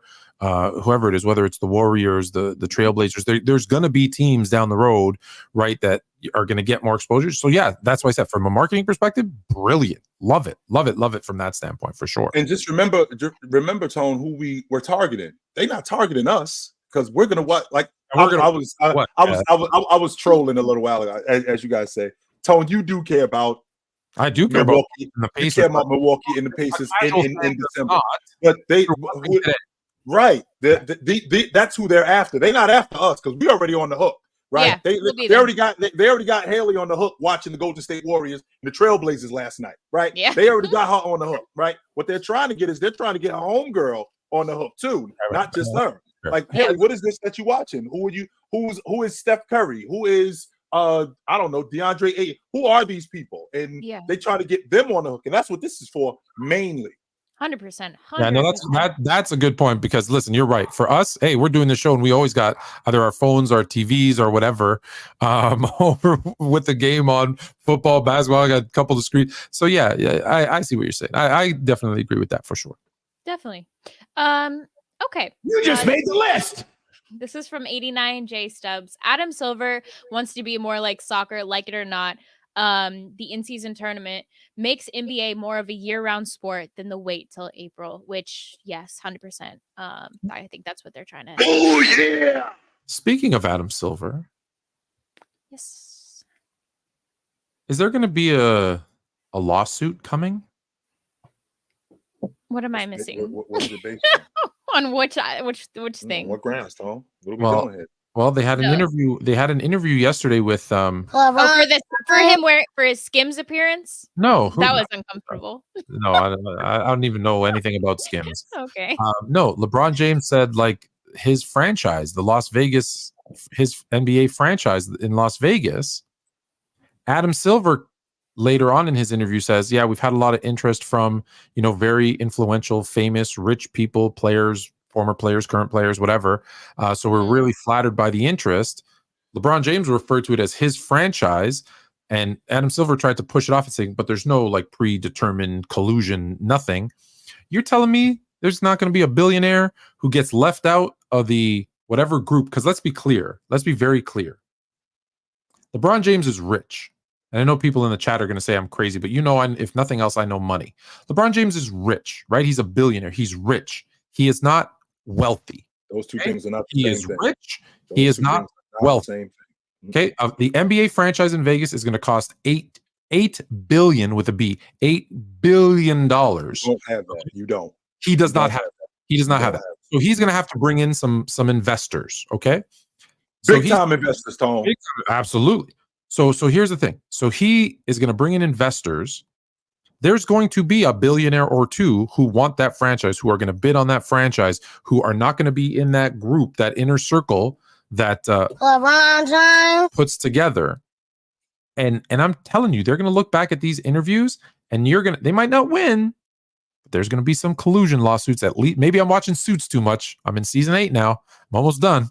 But there's going to be something coming for those. That's all I'm saying. They got to be careful, man. He's got to be careful saying guys. First of all, if I'm not mistaken, Tone, there was a certain somebody in Washington who was promised a piece of the franchise when he retired, which is why he went to play for the Washington Wizards. Yeah. Only except that didn't happen, and it didn't come to fruition for him actually owning a team almost 10 years later. So I don't know how it's possible for you to be a majority because understand something, Tone. For you to buy an NBA team, we're talking $8 billion, right? So if you're going to bring in investors, let's say you bring in investors, how are we going to come up with $8 billion, right? Because how much am I contributing to this? You can't. Okay, so if I'm not mistaken, H, the $1 billion, just so you know, that's all I got. And that's not even I don't think people understand that's not $1 billion in cash. That's assets. And that's not liquid. That's not you're liquid. maybe I don't even know what percent it would be. Not even 10. If I don't even know what percent. Brandon, relax. So we just threw a number out. Brandon, relax, B. We just threw out a number. Okay, he just said $8 billion. He did. It's not. It wasn't like he said. I'm not throwing it out. No, the franchise is going to cost $8 billion. You think it's going to be that much, Tom? No, I know for a fact it's going to be $8 billion. Yes, that's factual. In Vegas or Seattle? Vegas and Seattle are going to pay. Vegas don't deserve it. It might be 7.7, it might be 8.2, but it's going to be approximately because something around there. It's going to be around the estimate $8 billion for this franchise. Yes, that's not. Right. I'm not just throwing out a number. That's fact. Wow, I didn't. I thought that. To be honest with you, Sean, I thought that was just a number because $8 billion. That is insane. And even with that being said, I mean, a guy like James, who, and I'm not pocket watching here, but if you are his estimated worth is $1 billion, what is it going to cost him to invest in an NBA team? Because I'm not putting all of my assets up, everything that I have, to buy an NBA team. That's not how you. Is that how you do business? Just to be clear, guys, for those that are saying how is it $8 billion, because the average team might be $4 billion, but I want to say Michael Jordan just sold his not even in 100% stake for it was like $5 billion. Yeah, $5 right. billion. So the NBA has just signed a new collective bargaining agreement, which is what they were waiting for before they expand, and a new TV deal, which is going to be worth incredible amounts of money. So they're selling a franchise based on the fact that it might be worth a franchise is worth $6 billion today. Well, I'm gonna sell it to you for what it's gonna be worth in a couple of years. That's where the $8 billion comes in. And there was someone else in the chat. I don't know if you can pull it up, if you can go back far enough, but he says, how is $1 billion not wealthy? Fluent? Here's how. I'm just gonna read off some numbers. I'm not gonna tell you their names, but this is the list of people who allow you to know what they're worth, because there's people richer than them that won't let you. Okay, here's their number, and this is wealthy. Net worth. 253 billion, 173 billion, 152 billion, 137 billion, 115 billion, 115 billion, 111 billion. So when you've got 99 billion, 200 billion more, that's wealthy, guys. I'm sorry. I'm not saying, look, filthy rich. 1 billion is filthy rich. It's not wealthy. Wealth and riches are very, very different. Very different. That's money that you can never screw up, even if you tried to screw it up. Probably could. No, you can't. No, there's no way. And here's why. You know why you can't screw that money up? On the list gave away half of his. He was at 300 billion, and now he's at 150 because he got divorced. So you can't screw it up. even if he's at 150 billion, just so you know, that's not just him. There's some people that's also in part of this. So you're not screwing up our money too. That's not just your bread. That's fair. Hell no. That is not just your bread. Yeah, so facts. Okay. Yeah, don't get me going on money. I'm financial fluent. Yeah. You do need that show. PC, that would be crazy. Angie, sounds more like we're awarding mediocrity chill. So still kind of off that topic, which we covered. Angie's is coming. She did not like it. Angie's coming in hot. Random guy. Thank the Lord for Fluent. What are we gonna have to do to get Angie on the show one day with the camera on? The panel. Is she not the next panel host? I feel like. Is she? Hi, Ron. Oh. No, I'm just kidding. Just kidding. Yeah, Ron is an L host, bro. He's the worst. How he allowed Shaq to come on that show and turn that into a therapy session on Monday or Tuesday. I'd never let that happen. I watched it. It was great because we wanted the answers. I watched it too. And hey, real quick. You were literally there, but like, real quick. Go ahead, I'm sorry. I think Ron's a W host because he's funny. Like, I think sometimes you gotta like stop things a little bit earlier. Obviously, we've learned. But I've made mistakes too. But like, it's harder being a host than you think. Like, especially when you have a bunch of people on. Like, it's insane. So I think he's an L host, but I think that's what makes him great. Being an L host. I think that's what makes him great. Yeah. Oh my! I'm just one of those people that's with the drama. And when this happened, I'm like, we doing this right here, right now. Oh shit! Okay. Dama didn't even know. You doing this right here, right now? Okay, bet. Let's do it. Okay. You're just on the ride. As freaked out as I am, this is what we're doing. We're doing it right here. Let's do it. Let's get that. Let's get that hashtag trending. Let's get that hashtag trending. Let's do it. This is what we're doing. So, all right, you want me back on the panel? You know. Why let's do it? That's 500K. Okay, random guy. Thank the Lord for Fluent Chill because maybe the worst Thursday night football game of all time is coming on. Pats vs. Steelers should not be shown to the general public. And speaking of, did you guys see the game? Flex them. I believe that. Yeah, what wasn't the first flex ever? Didn't they just do that with the Chiefs game and the Patriots? No, they flex games before. They flex before. Yeah. Well, it was the first something because that's what I saw. I don't know what it was, but yeah. Anyways, appreciate you, random guy. Thank you so much. It's been. I think the over under on this game is 12. Oh my God, not even that's high. Nick, Tri-State, here they come. Hallie over Trey. Don't get it twisted, chill. Are we doing that? Are we doing that? Over Trey? Yeah, I'm in on that. We're in on that. I'm not. Really? I'm not in on that. Oh, look at that. The Patriots have scored. It's 7-0. I am not. Ezekiel Elliott. I'm not on Hey, Zeke. Hey, what year is it? 20 again. How long is Zeke? When did Zeke show up in 13, 14? When did he I show don't up? know, but I didn't set my lineup. Damn it. Sorry, keep going. I got to Brooke check. Lopez already screwed my parlay up, so I don't want to talk about it. Mm.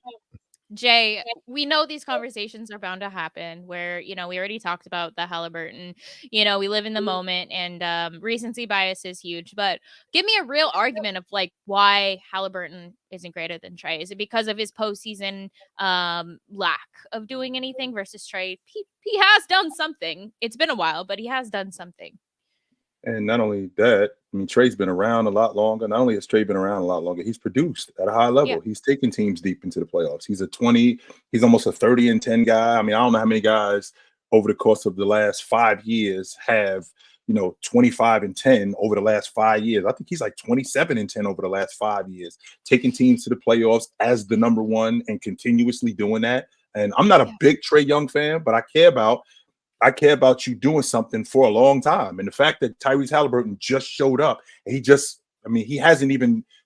developing into that. Like Trey, I think he is who he is. And I think that if this is what we're going to get from him, I mean, I don't have any problem with that for years. This is who he is. But when we talk about a guy like Tyrese Haliburton, I don't know if this is something that's going to be on the regular. I'm enjoying it right now. I would definitely like to see more of it. And I would definitely like to see it in the postseason, like I've seen with Trey. But to put him ahead of Trey Young, considering what Trey Young has done I had a top 25 list, and I got sucked into the hype, and I ended up putting Haliburton over Trey, and I walked that back immediately because I came to my senses. I came to my senses because I recognized that, wait a minute, what has Haliburton done for me to go, yo, this is a top 15 player in the NBA? Just like SGA. What has SGA done for me to do that? Nothing.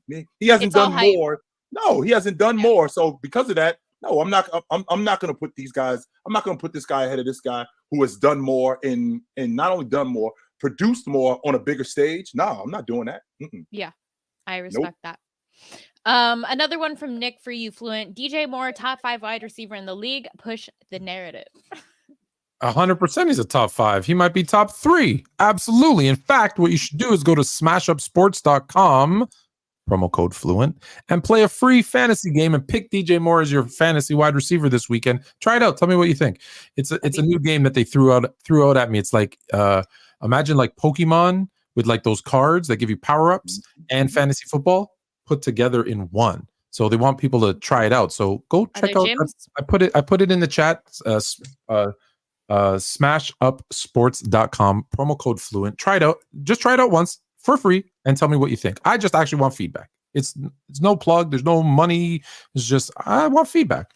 I put it in the panel chat too. I just want your feedback. But yeah, I think DJ Moore. Look, I think DJ Moore is a top 10 wide receiver in this league, and I think if he had a better, I hate to say it, if he had a better quarterback, I think he'd be top 5. I think that's what's holding him back. Like the dude played half of this season with Louisiana Bonnier. Like what? Baguette. What's his name? Tyson Baguette. Yeah, no, it's not good. It's not good. Melo, he's top 7 at his position right now, at the very least. I think this is Haliburton. Who are? No, he's talking about Trey Young. So name the other 6 better than him. Name them. No, this is from way earlier, right? I think this is Haliburton. Yeah. I think because this is from quite a bit earlier. Melo, you can correct me if I'm wrong. But do you guys agree? I mean, top 7. Who are the 6 point guards above him? I think he's talking about Haliburton top 7. So who are we going with? Now remember, Tone. This is the logic that they had about Jamal Murray when they won the NBA championship. Jamal Murray's a top 5 point guard in the NBA, and Jamal Murray. So I became a prisoner of the moment, but then I came back to my senses. I did do that. I came back to my senses. Who's better than Haliburton right now? Steph. Right now. Luka. Right now. Steph. Luka. Okay. Hey. I said Steph. Luka. Are we putting Fox over him? Yes. I am. Mm-hmm. Fox. Lead guards. I don't know if Dame over him right Trey now. Young. No, I'm not putting Dame over him. Trey Young. Trey Young. Okay, that's debatable right now. Are we putting Shea over him? There's a difference between playing better. There's a difference between playing better and being better. That's right. So that's what I'm saying. Okay. That's why So my question was clear. better. Right? Who's better right now? Mm-hmm. So let's see. Steph. We're talking about league guards. Steph, Luka, Fox, Trey. Okay, Ja's not in the league right now, so No. Ja isn't on there. Jamal Murray. I don't know why Brandon keeps saying Fox is not better than Haliburton right now or always. How can you say that after literally? I'm tired of this. Like I'm actually annoyed. I'm tired of him, actually, to be honest with you. I got Haliburton over Fox. I got Haliburton over Fox. I'm with you. I don't. I do not. Okay, why? Why, Tone? Why is Haliburton better than De'Aaron Fox? Just today. You've been playing devil's advocate. You see that look? You see that look right there? You see that look when he does that? Believe what you're saying right now. I know you see when he does that. Now, I'm not crying, Brandon. I just think that what you are is you're overzealous. What you try to do is you try to make yourself visible. Just so you know, my man, you're a guest here. Just so you know, you're a guest. This is not about you. Brandon, send a super chat. Send us a super chat and tell us how you really feel. Okay, we got to get through a lot of these. Sorry, I'm going slow. Shut your damn mouth. Shut your damn mouth. Nan 600. I just want to say I got to jump in again and say I did. It's a top 10 Fluent top 10s on Tuesday. In case you're wondering why I have all this stuff, you just made the list. I brought on 3 guys from PC Wrestling. And I did a top 10 wrestlers of all time. And I tried to get a bunch of, so I got like, you will. The Undertaker. I drank a beer. Stone Cold. Shut your damn mouth. The Rock. Oh, yeah. Macho Man. I will give you a show like you have never, ever seen before. Why? Because I can. All right, go ahead. Your top 10 soundboard. It's a great show. It's a great show. Yeah, you guys make sure to go check out Fluent's top 10. So Chill, did you go to Fordham right now? Are you an alumni? I am not. I used to shirt. I used to ref women's college basketball, and I did a game at Fordham University, and in addition to paying us, they gave me a shirt. So I used it to work out in it. Fire. That's what's going on. Cheese, thank you so much for the 5 gifted memberships. We appreciate you, man. Random guy. Is that Cheese? Cheese, is that you, Cheese? If that's you, if that's Cheese in the chat, tell me that it's Cheese. Like future guest of the show plays for the Globetrotters, Cheese. Please. Oh. Random guy speaks. How much do you think Hallie could benefit from this extra exposure? Could the NBA be hoping the IST be a way to promote younger players? What else can the NBA add to the pot to make the IST last? Oh, in season. I think that's what we talked about. So yeah, I think 100% that was one of the goals of this, and it's already paying. That's actually why I got to tell you, as much as some of the the people in my camp, the conspiracy theorists, right, the ones who think, oh, it's going to LeBron James for his legacy, and this is why I've picked the Pacers. I wonder if it's a Pacers Pelicans push the young talent thing, give some of the exposure versus hype up the old guy. I mean, I don't think the teams in right now are. I don't know. I don't think it's a conspiracy. I feel like it's been fair and square, but maybe. I'm just saying. Okay. It is a possibility. Okay. Up next, we've got Random Guy again. I'll put in money for Angie to give us a face reveal. The people need this. Hell, I need this. Salute to Angie for always showing support. That's facts. Shout out, Angie. And if you're comfortable, you're welcome anytime. What did you see, Fluent? You see a ghost? There's something going on. Why are you in the dark? Huh? Me? Someone was asking in the chat. No, why are you in the dark? FIFA, chill out, dude. FIFA is out of control recently. Let me be what I want to be. I can be in the dark if I want. Yes, you can, H. Yes, you can. First of all, I moved my desk because it was uncomfortable. Second of all, I literally get blinded by my lights. So I moved it. Right. It's literally above me. So it's not into my eyes. It's above me. I know I can't be what I want to be. Be what I want to be if I work. Sorry, little Nas for you. Okay, keep going. Thank you. I do love that song. So FIFA, calm down. All right, Leaf. That Thursday night football game still gonna outdo the Pelicans game in ratings. That's crazy. Ooh, yeah, it will. Yeah, but it is. That's America for you. And last super chat, and then we'll get into something else. H is talking about Monday Night Football. For the first time ever, a Monday Night Football game was flexed. It was supposed to be Chiefs versus Pats, but now it's Eagles versus Seahawks. Yes, thank you. Okay. Just it's the first ever Monday Night Football game, I guess. Oh, Monday night. Well, that's a much better game though. Eagles Seahawks versus Chiefs. Chiefs and Pats. Yeah, that's gonna be a nasty one. I know. Okay, so okay. What was the question? I had a question for you guys, but before we get into that, I did want to ask. Ja Morant's coming back in 5 games.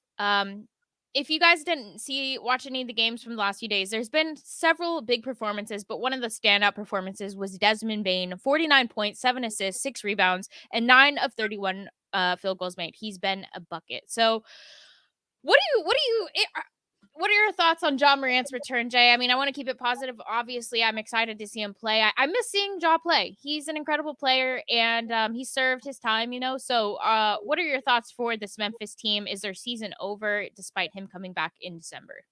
I think that they've dug themselves a way deeper hole than they can get out of, particularly in the Western Conference. They are one of the worst teams, and it's going to take the entire season for them to get back in it. And when I say get back in it, I mean just to be competitive.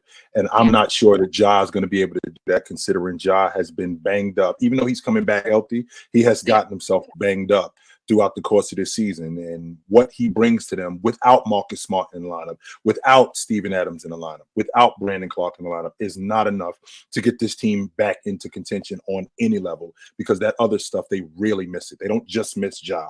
They miss all of that other stuff. They miss the dirty work. They miss the perimeter defense. They do miss the distributing and the scoring from Ja, but they miss that other stuff even more. Yeah. Excuse me. Fluent. Before all the stuff happened last year, and not to say that it's changed, but before all the stuff happened last year, if you remember, I said Ja's like my favorite player to watch. Just the speed in which he plays, the athleticism, the sometimes to his detriment, the reckless abandonment that he plays with. Like, it is so fun to watch. I think that's what we're going to see when he comes back. Unfortunately, I don't think this team is anywhere near as good as it was last year. I think the loss of Dylan Brooks, the loss of Steven Adams, there's too much going on. They've come out of the gate, they didn't win a lot of games. Desmond Bane has been, I don't know if a pleasant surprise, or, most people who will say, oh, I knew he was going to be like that. Okay, fine. So I think it's going to be fun. He's going to be fun to watch. I don't think the team's going to be very good. They'll win more games than they're winning now. Tyus Jones, another one that, there's a lot of pieces that I really liked about them last year that are all gone. So I don't see how they can be is there something funny? You guys are both laughing. Well, I'm laughing at you, Tone, because like you just said, they're going to be better. So it sounds to me like they're just going to suck less. They're still going to be bad. They're going to suck less. That's we still going to be bad, though. So that's why I'm laughing. They'll be at least fun to watch now. Entertaining, but real bad. Yeah. And I don't know if you can dig yourself out of that hole at this point, but Random asked in the chat, he said, is Ja on thin ice from this point forward? Yes, absolutely. Yeah. One more foul up like this, something similar to this. I mean, we already seen a 25-game suspension. We could see something like a 50-game suspension close to the entire season. So yes, he's definitely skating on thin ice at this point. Don't get me wrong. I don't think that he has to do everything right, but something of this magnitude, he could be looking at half the season to quite possibly the entire season. 100%. I disagree. Why? I disagree. I think if played correctly by him and his people, he can really, behind the scenes, get a get out of jail free card, because he was never convicted of a crime. Right. True. He never did anything technically illegal. Right. Mm-hmm. And they convicted him in the court of public opinion. They convicted him with a suspension before there was no legal action, right? And correct me if I'm wrong. No, he didn't break laws. Mm-hmm. Right? It was all. I don't know about the whole I don't think he did. But he was never charged criminally. No, he's never charged criminally. No. And there's another guy who got accused of something way worse than carrying a gun. Yeah. And they said, well, innocent until proven guilty. So let's just back off and let's wait and see what happens. They didn't wait and see what happened with me. Why you wait and see what happened with him? And so I think he's got, again, I don't think he can do it publicly, but behind the scenes, I think he's got a little like, are you sure you want to do this to me right now? Well, two things. Number one, with Ja, there was a pattern. I know they did what they did for a reason. I'm just saying everyone's getting treated a little bit different. So behind the scenes, I think he can play that up a bit. That's all I'm saying. No, there was a pattern. Number two, I think that this Josh Giddey situation would have been handled a lot differently if he looked like me. I'm sure that it would. Saying that without saying that, Jay. Well, I'll say it for you, Tone. This thing would have been handled a lot differently if he looked like me. 100%. Number three, the NBA 80s.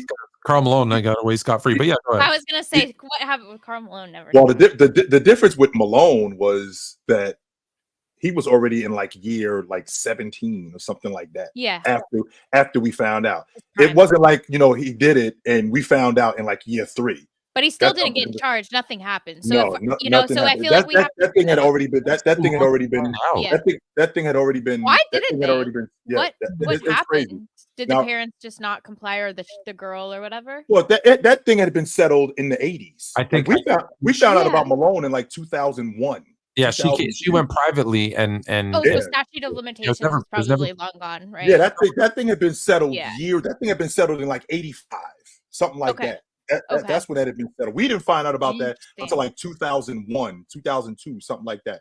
And remember, Tone, as you guys know, Tone is the businessman up here. And who does the NBA work for? The NBA works for the people, and image is everything. And what we can't do is we can't put a guy holding and waving guns as the face of our league, which is something that they were trying to push originally. He had Powerade, Nike, all of that stuff behind him. Meanwhile, he's doing this. Well, wait a minute. We can't make this guy the face of our league if he's doing that sort of stuff.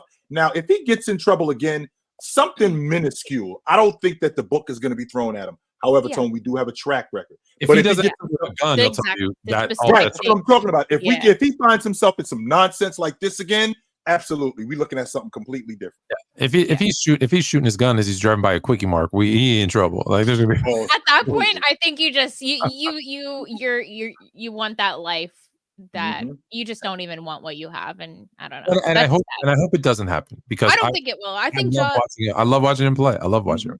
He's so good. Like I really miss watching Ja play, and he's just so talented. He's necessary. 100%. He's necessary. But maybe, and maybe this time, like I don't think 23 is young, but I also think it's young. So I think people mature at different stages. I think you should know what you're doing at that point in your life, but hopefully he's done some introspection and he has now values what he has more. Hopefully if people have talked into his life and he values it. Because if he does it again, that's on you, bro. I mean, it was on you before, but now it's really on you. Throw your life away if you want. Well, of course, H, you don't think 23 is young because you around that age. That's why. Now, I want you to know when you become my age, you're gonna think 23 is a kid. Yeah, my grandpa still calls me a kid. Right. You're gonna think 23 because what you're gonna do, H, is you're gonna look back at you at 23 and you're gonna be like, wow, what the hell? So a guy like Ja at this age. Now, what you also leaving out, which is very important to mention, we're talking about stacks of money that he's made. Like this isn't a dude that just got a regular job. We got a dude that's making money taller than him. Who doesn't really know much. Everybody around him, which I feel like is the biggest problem. Everybody around him is telling him what he wants to hear. Who is that dude in the group that's telling him, yo, he doesn't have real friends. If your friends aren't calling you out and saying you're stupid. That's what your like real friends will tell you when you're doing dumb stuff. But people once you're rich and wealthy and like people will just want to be by you. So they'll tell you what you want to hear just to stay in your vicinity. Do you listen to those people that tell you you're stupid? You have to. You should. No. Sure. Do you at 23? I mean, I have and I haven't. It just depends. No. The answer is most people don't. And I want to reiterate Jay's point because he said you're around that age, so you think it's old, but it's not. Because when you're our age, what you'll do is you'll remember that when I was 23, I thought I knew everything. And when I hit like more 3, I realized I knew nothing. I didn't know. But you'll never know until you get there, right? That's why I love it. When people call me old head, I'm like, thank you. Because I'm like, yeah, I got to live it and see it. And, that's when I think about the 23-year-old me, the 25-year-old, I'm like, yo, I'm still here after all that. What the hell? I was an idiot. Yeah. Wow. So the fact that I am still here, you're right. I'm blessed because the dumb shit I did. Yeah, absolutely. Yeah. And to your point, Tone, we were talking about like younger guys. I mean, sure, when you're 23 years old, making that kind of money, and you think the world is basically your oyster. But I've always stood on this logic, H, from the president of the United States to the janitor that works in the building next to everybody has one person that when that person talks, they listen. They might not do everything that person says, but when that person talks, they at least listen to him. So because of that, Ja has to have that one guy around. And that dude talks. Well, the crazy part is, I think most people would say that's that problem is that one guy should have been his dad. His dad, that's what I was gonna say. And his dad is his friend. His dad, like that for me, it doesn't necessarily have to be a father. No, it could be. He had that, and he didn't do his job. I'm sorry. It could be because I'm sure that Michael Vick had one of those dudes around him. I'm sure Michael Vick. I'm sure he had one of those guys around him where this dude is telling him, "Hey, my man, this ain't really cool what we doing here." Yeah, but he was saying, but I'm helping out my brother. Like, you got to keep that in mind. His brother was doing it and he was funding it, and he was, his brother saying, I need this. So I think there was another component to that with Michael Vick. I'm not letting him off the hook. I'm just saying, and to just two things quickly, Honcho, if the Texans host a playoff game, I'll come. We'll go see the game.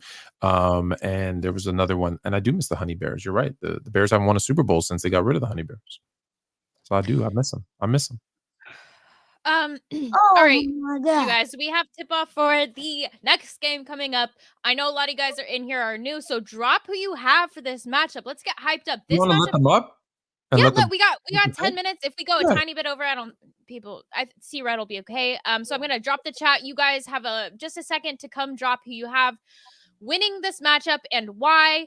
So we'll let a few of you up here. Just be quick with it because we only have a few minutes. But yeah, that sounds good. And I'm going Lakers in 1. Jace, you too? Yes. That's another reason. That's another reason why it doesn't count as much, right? Is because Jay will always tell you the best team wins in a 7-game series. Anything can happen in one game. Yeah, that's why the Super Bowl is so wild. You never know. All right, what's up, random guy? So what's good? Who you got tonight? Random guy? Well, Fluent. First of all, I've been looking for you because I gotta remember we tried to set up one point, but I'm a man who has multiple jobs, so I try to get you on like the day after I had a sports business question to ask you. Oh, so I'll try to reach out to you on Instagram. Yeah. I've just been looking for you, but you're a busy man. I'm a busy man. It's all good. We'll figure it out. But I think the best thing, if you want to look at it business wise, is LeBron to win. So you get that old school versus new school dynamic. That's why I asked that question about Haliburton, maybe him being kind of the breakout star of this in-season tournament. And to show, obviously, having LeBron on anything will bring eyes, right? Whether they just want to hate on him or love him. And to have that old school, new school dynamic, I think that's always good. Whether it was Mahomes and Brady, whether it was Kobe and LeBron, it always works. And watching Haliburton, I came in right as he made that buzzer beater. Oh my God! Now I got to watch that whole game over because it's. I think it's something that just works. I'm laughing at Leaf. I know, man. Leaf just be hating, bro. He just be hating all the time. Just get it off. Are we boring you? Look at Jill's face. Oh, here we go. First and foremost, bro. If you've been accused of what I've been accused of, bro, you are not allowed to call me a hater ever again. Bro. And what have you been accused of? A hater? No. Y'all gonna see it on the internet, bro. It's blasted everywhere. Shout out to my man, Big Ox Bob, man. He got me acquitted of the cases, man, and that's all it is. I'll tell y'all later. It's not. It's not for this I don't believe you. Okay. I don't believe you. If Ox is your lawyer, you're going to jail. I don't believe you. Nah. Ox was my lawyer, and I got $3.5. free. I got free, Fluent, man. Nah, for real. Chilltown going to screw his face up, man. But I got freed of those allegations. But tonight, who you got? I got the Steelers. The Steelers. Who cares? Pelicans. No, he's talking about the the Lakers. Lakers and Pelicans, man. That's who he's talking about. Oh, that game. I got the Pelicans, man. Let's go. No one's watching Steelers and Pats. No. To be fair, You know why? Everybody watching that. You know why he got the Pelicans? Tell everybody why you got the Pelicans. Because like if LeBron James wasn't on the Lakers, would you have the Lakers? No. Yes, you would. Pelicans are a better team. They're better handled. If Giannis was on the Lakers, I do know you. No, you don't. No, you don't. No, you don't. No, you don't. Yes, I do. If you knew me, you know I go against the Lakers no matter what. That's what you know. You and me. Listen, you and me. All the conversations that we had, you know I go against the Lakers no matter what. Countless times, Lee. I want these 2010 dudes up out of here. I want them all gone. So, yeah.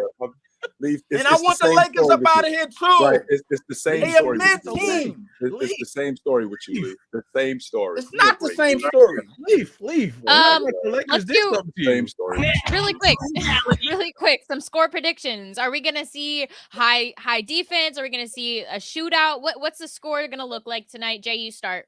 Actually, Fluent, you start, and then we'll go across the board real quick.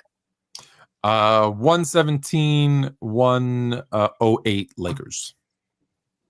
And who's going to be the highest scorer on the Lakers? LeBron James with 31. Okay, Jay? 122, 114 Lakers.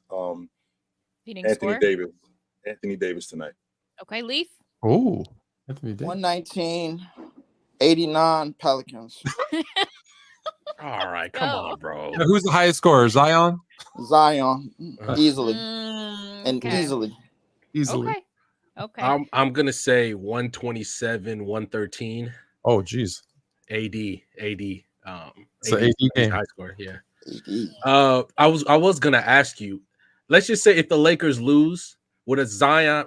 Obviously, we're just looking at the premier, the guy that they put on the graphic. Would a Zion Haliburton matchup still interest you? I'm gonna watch it anyway. Yeah, I'm gonna watch it, but in terms of the casual, because of how much, at least perception-wise, Zion. There's no casuals up here. No. Hold on. No, he's saying outside of us, outside of us, because like I told when I was on Fluent and Chill yesterday. I think if they promote it right, like the future, right? Finally seeing a healthy Zion against this year's phenom point guard, like they can. I think you'll get the casual fan to watch this in Vegas. With the young guys, obviously, like if LeBron's in it, more people will watch. I've tested this. I've purposely went on like TikTok and Instagram and posted the exact same thing, one with LeBron in it and one without. It's the exact same content, and it gets like 10 times more views just by having his damn face on it. So it will be viewed more with the Lakers, but I still think you can sell that matchup of Zion versus Haliburton in a one game, right? A one game do or die kind of win or go home, whatever. I think you can pitch that. I think that's what I'm heading over to my mom's house tonight to have some dinner, and then we're gonna watch the Pacers. Because I was when she called me, and I was like freaking. I can't believe Haliburton made that game winner, and then she called me and said, "What's going on?" Because like I talked to you yesterday, Chill, about the courts and the presentation of the in-season tournament, which I don't like how the courts look, but I get the appeal, especially as a marketer, which is what I do. I think they'll tweak them next year, and not only will they tweak them, they're going to be smart, and they're going to sell more advertising space on them. The Atlanta court, Atlanta court is my favorite one. Other than that, I think most of them are pretty bad, in my opinion. Like I told you yesterday, Random, your mother is the target audience for the NBA because they already got you on the hook. It's your mother and people like that who they trying to get more faces in. Yes. You know what? How great was it though? Like I got home from work today, and I walked in and no surprise because we know they like sports, but I just walked in. I like the early game. I walked in and Mrs. Fluent and Fluent Jr. were sitting on the couch watching the Bucks and the Pacers. Yep. Like that dinner was sitting there. It was beautiful. It was the best thing to ever come home to. I loved it. It was great. Mm-hmm. We gotta get this is probably the perfect way they wanted it. You get 2 legacy teams, and you get 2 up and coming teams. Because I think the best part, at least for me, is the fact that I'm not worried. I'm not hearing Zion's hurt. Like I don't hear anything about Zion, which I think is good. If you understand what I mean. No news like is he's good not, news. he's not hurt. He's not doing this. And I'm just like, I like that because then I can watch everything is a conspiracy with Leaf. But you know what? Here's the thing that you're gonna have to. This is what you're gonna have to. This is what you're gonna have to realize, and you're gonna have to realize it for the rest of your life. The Lakers and the Boston Celtics are going nowhere. That's fine. Okay, that's fine. They're gonna always be here, whether you like it or not. The same reason the Cowboys. The same reason why the Cowboys are. The reason why the NBA is what it is. The reason why the NBA is what it is. The reason why because I'm sick of you with this nonsense about the Lakers. Business is better when these dudes are around. Why can't you understand that? Why can't you understand that? It is. Whether you like it or not. I hate the Lakers and I could have been. It just is. I don't care if you like it or not. Business is better when the Boston Celtics are around. Business is better when the Lakers are around. Business is better when these guys are around, whether you like it or not. So, and if you don't like it, here's what you could do, Leaf. Turn the TV off. How about that? Leaf. That's how we get to the bottom of that. Turn the TV off. Because guess what? Somebody else is going to turn the TV on simply because of the Boston Celtics, simply because of the Los Angeles Lakers. You know why? Leaf. Because that's what's selling. Whether you like it or not, that's irrelevant. So deal with it. This ain't going nowhere. No one needs to. You can yell all you want, bro. Leaf, I got a quick question. Yell all you want. Real quick, and then we gotta sign off. Real quick, 1 minute. So, Leaf, I got a quick question for you. Okay, what? Do you know how hard it is to establish something? It's very hard.